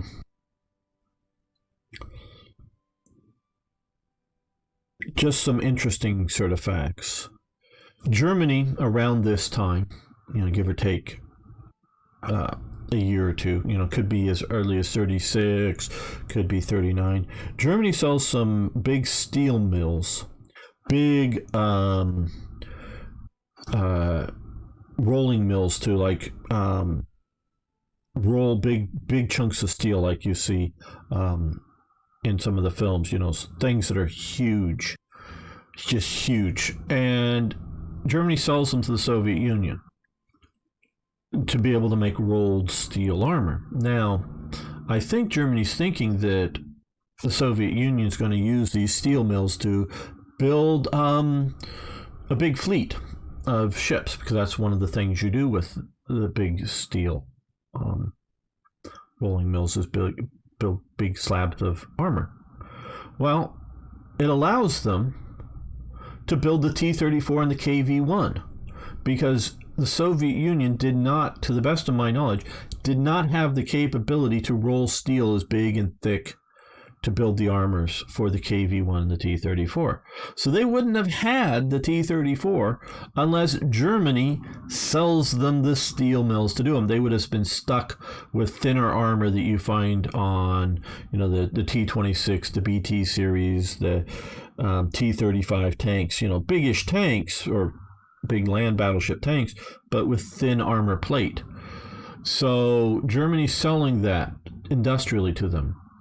Germany license, is it the BMW motorcycle and sidecar to the Soviets, and they build tens of thousands of the things, around this time period, maybe a little later, maybe a little more towards 1939. They licensed the production of the PaK-36 anti-tank gun to the Soviet Union. And the Soviet Union almost directly copies it. They actually pay the licenses, unlike some of these other things like Walter Christie, but they don't pay off. They pay the license fees for them because they want to keep good relations with Germany. They up the caliber from 37 millimeters to 45 millimeters, but otherwise it's basically the same anti-tank gun. So there's a lot of this economic cooperation once the Ribbentrop-Molotov Pact is signed and Poland is sort of gone. They set up air flights. I think it's daily or something, or weekly, or I don't know what it is exactly, but between Berlin and Moscow, from here to here into the Soviet Union, for, I guess, enough passengers that want to go back and forth between them. And I'm sure it's not Soviets wanting to vacation in Germany, or Germans, going for the lovely lack of skiing, flatness on the snow or something in Moscow. There's enough economic, commercial, diplomatic activity going back and forth that they set up air flights, officially scheduled air flights. Now, this is all leading up. This is, in late 1930. Early 1940 that they're setting up the air flights. So they're getting all this stuff set up and going here. That's a fair level of cooperation. So there's a lot of people that don't quite know the level of cooperation between the nations. It's not just all the hostility that admittedly the Nazis, it looks like somehow, I don't know how they're getting, I know there are factories here and get some level of local supply bonus, but I think they should run out of. Okay, now that you've got organization, you rejoin the attack.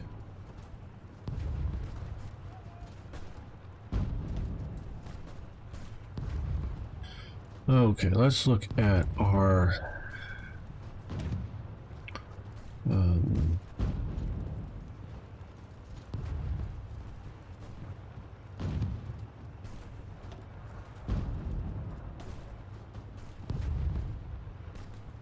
nope, we don't have enough light tanks to do that.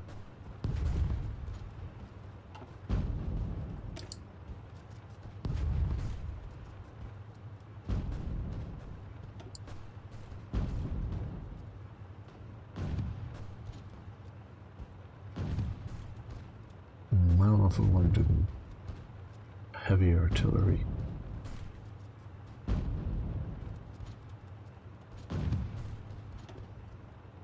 We already have reconnaissance.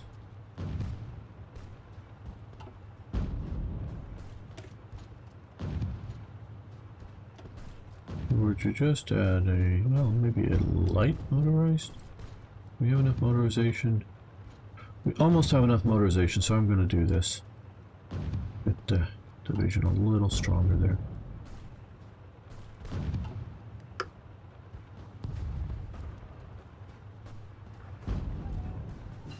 Stalin invade Germany. I think at some point Stalin gets worried that Germany's going to become too strong.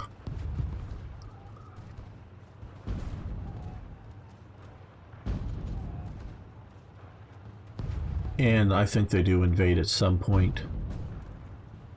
But then again, see, it's all conditional. Hitler does not, for multiple reasons, and not just because he thinks Britain is another Aryan nation. That's part of it. But he's very willing to fight Britain and fight hard against Britain. I think part of it is he's read enough history. He's scared of the British Navy. He's scared of invading Britain. Uh-oh, we get pushed back out. What? No. Come back in. You just got there too early. So he really doesn't want to invade England. So,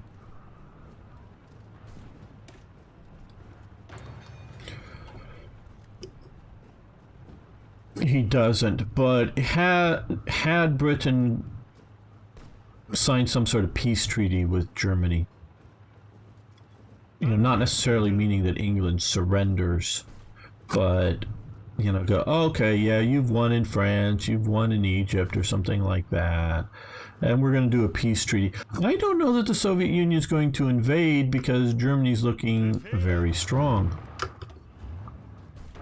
Can you support that attack? Economic aid to Spain, very nice. Okay, so we got economic aid to Spain. Let's go with the...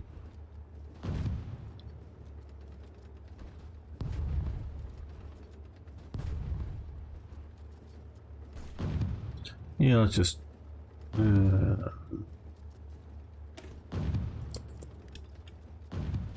This is the World Ablaze mod. Hello, Smiley, how you doing? We're playing as Germany, currently fighting the Spanish Civil War. Rather good mod. I have some problems with it, and you can watch when I post episodes on YouTube. If you haven't, everybody follow me over on YouTube as well. There's a link below the chat there if you want to scroll down and link there. I'll be posting the episodes there where I talked about both the good and the bad. Yeah, it's something that a lot of people haven't heard of, and I'm thinking might be better than Black Ice, or at least a competitor to Black Ice. For those that like fairly historically based mods. A little less complicated in some ways. In some ways it's still quite complicated, most accurately, but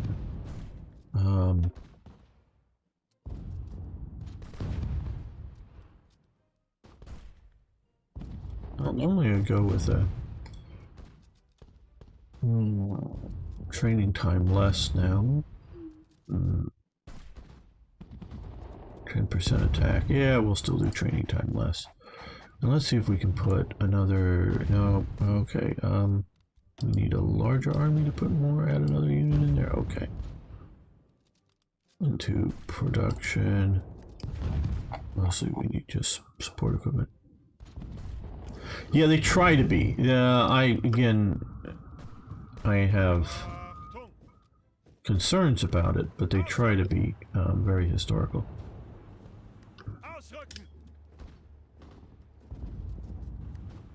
Okay, we're going to move here to coordinate attacks.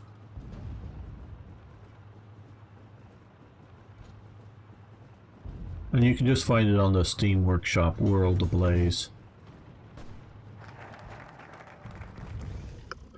Oh yeah, no, this is definitely way more historical than the generic game. I don't know if it's more historical than Black Ice, but in some ways it is. Other ways I'm not sure that it is.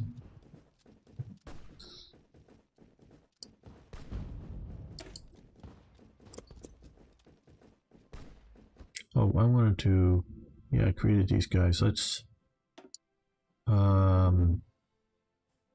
let's come down here and diplomacy, Spain,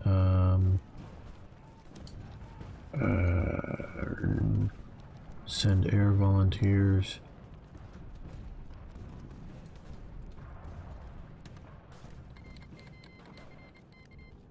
plan will allow everyone from the country. Okay, good. We need to get these guys down here for a little while. Both down to here. Okay. Get some air experience as well. Okay, so we've increased our civilian factories considerably to help pay for some of our imports and to expand other military factories.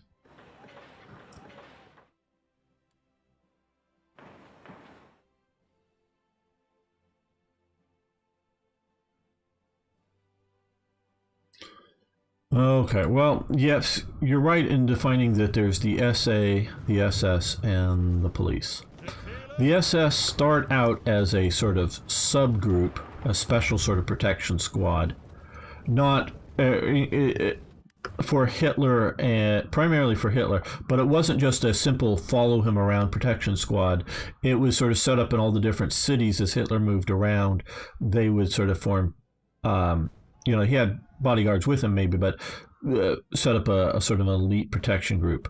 The SA is a mass organization of Nazi militia, shall we say. I think that's a good term for them. The SS becomes, I don't want to say elite because they're not necessarily as elite as some people make out, but a smaller organization that gets in everywhere. It's you know, it's complicated. It's almost too simple to say, but it's true, because you have whether camp guards, which obviously the SS did. The SA briefly did in 1933 when the Nazis first come to power, but they do such a bad job at it that it puts a meaning. They run it badly. Not that they have camps that it's bad, but they run them so badly, they quickly get taken over by the SS. So the SS is everywhere, and the German police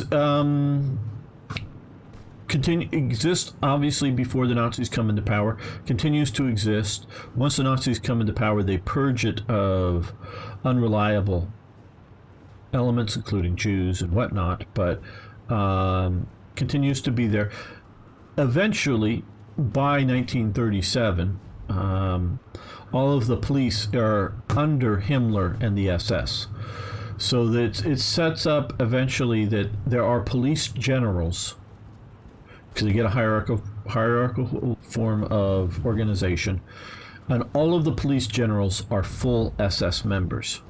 So sometimes you see some of these SS guys in police uniforms with an SS badge on their police uniforms, or they're in their SS uniforms, just depending on what that day's job. They're going to a big SS meeting, you know, for SS generals, they're all wearing their SS uniform. If they're going to their normal day job of being a police commander, they're wearing the police uniform. So, and the police get expanded under the Nazis. So they're all three organizations, and I will be talking about them in much more detail in my Hearts, just because it lends to it. Hearts of Iron 3 playthroughs, because we'll have events covering some of that. It's a big issue. Okay, you attack there. You attack there. Keep those guys pinned and pushed and harassed.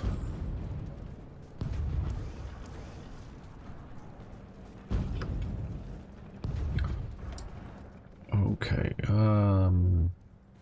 well, now we wanted to, and probably should have done before, but we're going to convert over to that. It's a fairly big jump. We're going to convert to that, and we're going to convert to Panzer II production. Yes, we know that there are now Panzer IIs, and we know that there are better fighters available. Okay.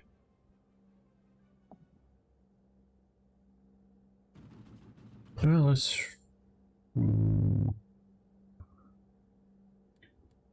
well, support equipment. Okay, support equipment, support equipment, support equipment. I hear you, I hear you, I hear you, support equipment.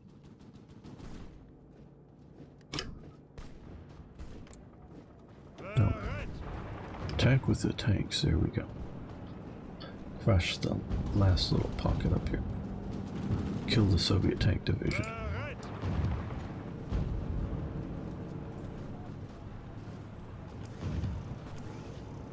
There we go. Bereit zum Ausrücken. Well, last time it seemed to work pretty good if we came over here, so let's just get on trains and come over here.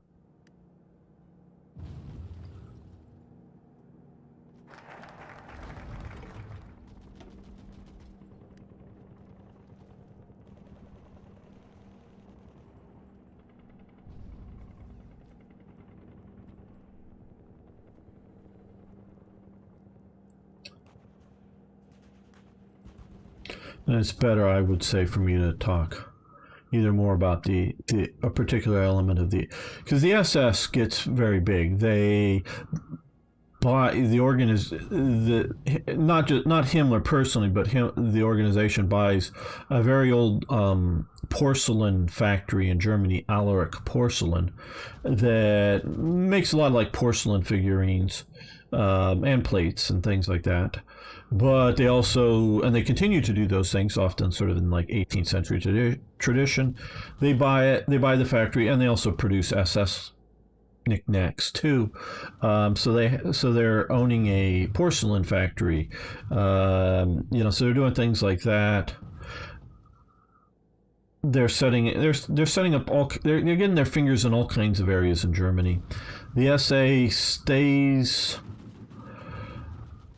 sort of a mass organization for men. It is a sort of militia-like organization. It is a street party activist organization. Sometimes in the role of street tough after they come to power. Before they come to power, they're constantly doing street battles, but they're just doing things like campaigning for people in elections and whatnot. But they're also militia. During the war, let's say there's a bombing raid and some airplanes, Allied airplanes get shot down, they call out the SA to search the area for downed enemy pilots, or maybe friendly pilots too that need help if any German friendly pilots get shot down. So they're called out for all kinds of duties like that. During this time period, they're doing massive training of men, not just in the SA, but men in military skills for the army. So there's all kinds of stuff going on with these organizations, and they're different. Like as between them, some of the stuff that the SA is doing, the SS is not, and vice versa. Like I don't know that the SA is buying any factories that produce anything.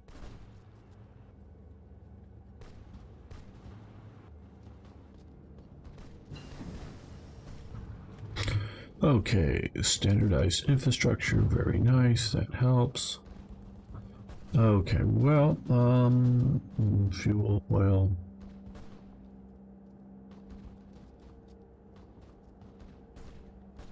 Fuel, yeah, we'll do this, we're gonna need that. Okay, come on, oh, you're actually pushing already, good. Okay, well, one of you drive to here. So we attack out of two provinces, and we're going to push here between the rivers. Going to sort of try to cut off Madrid from the rest of Spain. At least that's the goal. Oh yeah, there's all kinds of differences. We have like an obvious thing, their own national focus tree.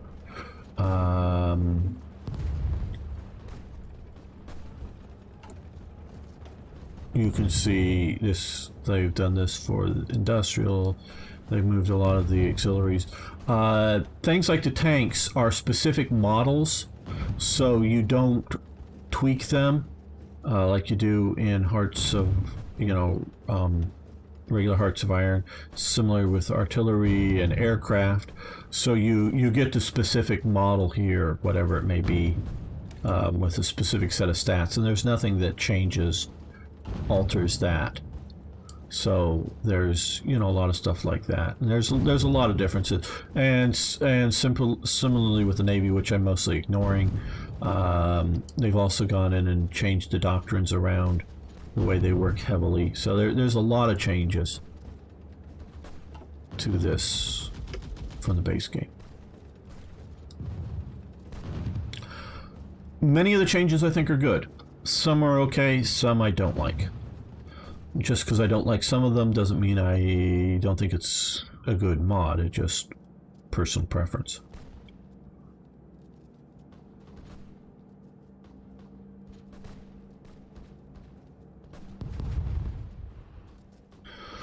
Well, some of this I think is the changes to Spain that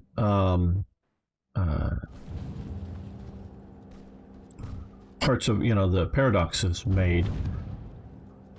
Definitely, because I tried a playthrough and tried to do invade France, and I stalled out both times.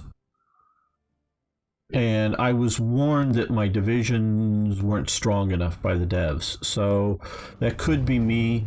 There's definitely some element of that, but I don't know how much is just that we're sort of battling here. I have this feeling with Hearts of Iron 4 more than Hearts of Iron 3, which I still like Hearts of Iron 3 better, but I like this as well. That battles, and even just in the standard game, take so long that it's too easy to bring reinforcements into them. Even when now this just has a minor advantage, but even when I set up and have an overwhelming advantage. So, okay, now we can come down. So you have to complete all of this this row here to get down to the next level. So do we want to do this or this? Okay, let's see, zeroing artillery, creeping breakthrough, soft attack organization, soft attack organization. So more soft attack, same amount of organization plus no breakthrough. They both come down to that. Let's do more soft attack. Come over here. This is pick the one of three. I'm going to look for the Sherplunk, I believe. Yes, Kampf group. Yeah, so we're going to do the historical German one. Not that it's necessarily better, but just history. Oh, it's not letting me do that. Oh, we have to do this one up here first. Okay. Okay, we still have to get this one done.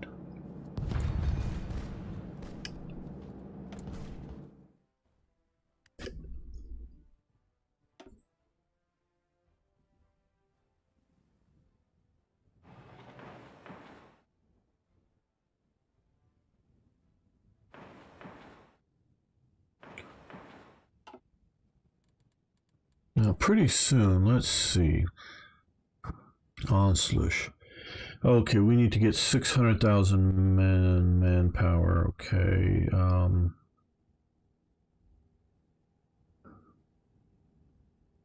We obviously don't have that yet.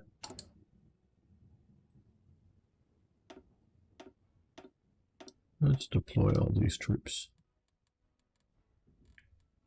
Let's look back here. Okay, now we have that, I guess. So, yeah, okay. 3 divisions and 5 divisions down near the Austrian border. Bereit.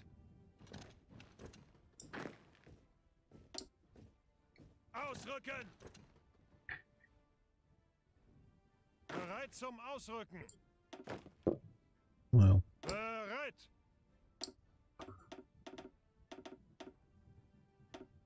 Bereit.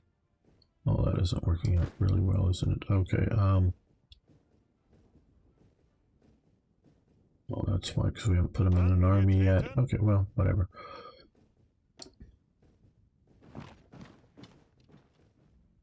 Ausrücken.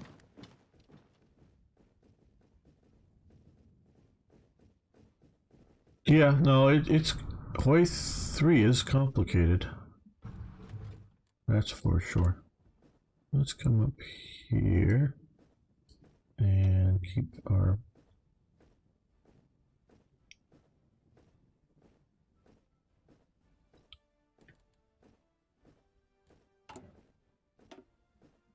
Okay, we can do Anschluss now, which will help with our economic fatigue after probably this next time.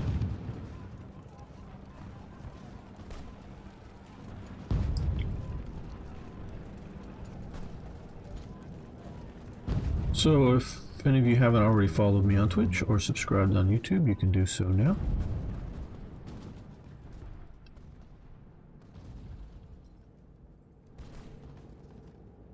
And I'm live streaming on either one, so if you like watching on one service or the other, I'm happy to have you there.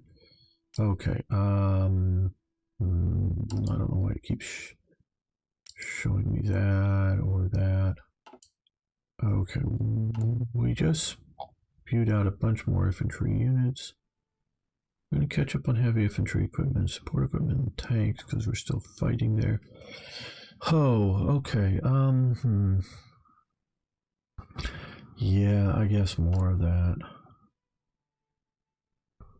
Throw in another tank, factory, and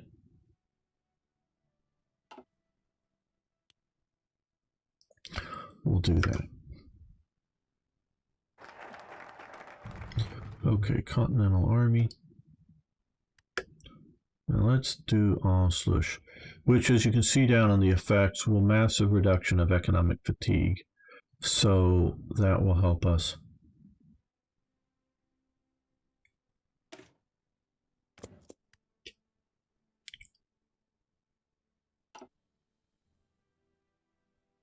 With our economic fatigue.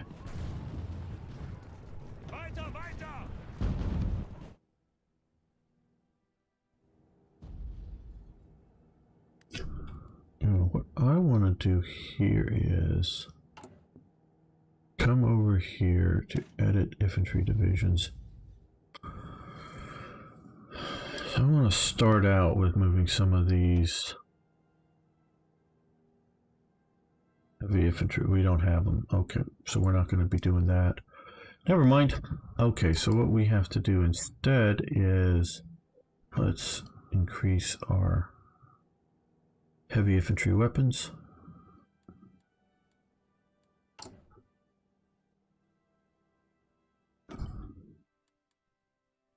Well, when we get Austria, that will also increase our factories as well.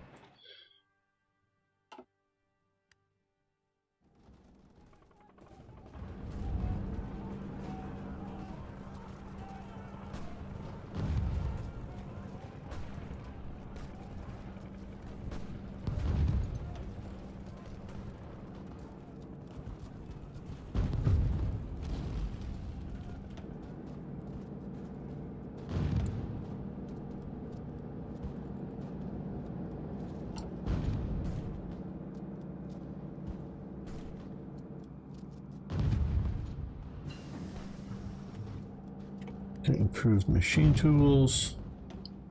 Great. Okay. Well, it's taken most of 37 to get through some of this, but what I want to do here is let's get researching on the Panzer III so that we can start building some medium armor.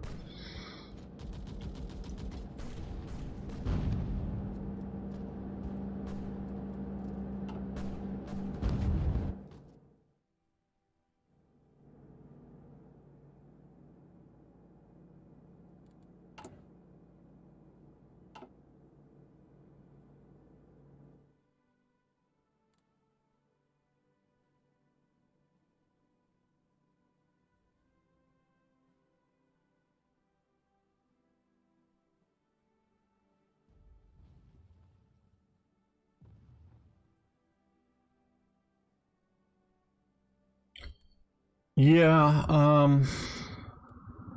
I think they've done a pretty good job with the length of the focuses. Some of them are just a few days, like 7 days or 14 days, depending on which ones. But I think it's relatively well balanced. Yes, no, that is a for all their claims, and it generally may be true that they're trying to do historically, this should not have to be researched. The Czechs were well into production of the 35T, had been doing so for years, selling it to other nations, making a bunch for themselves.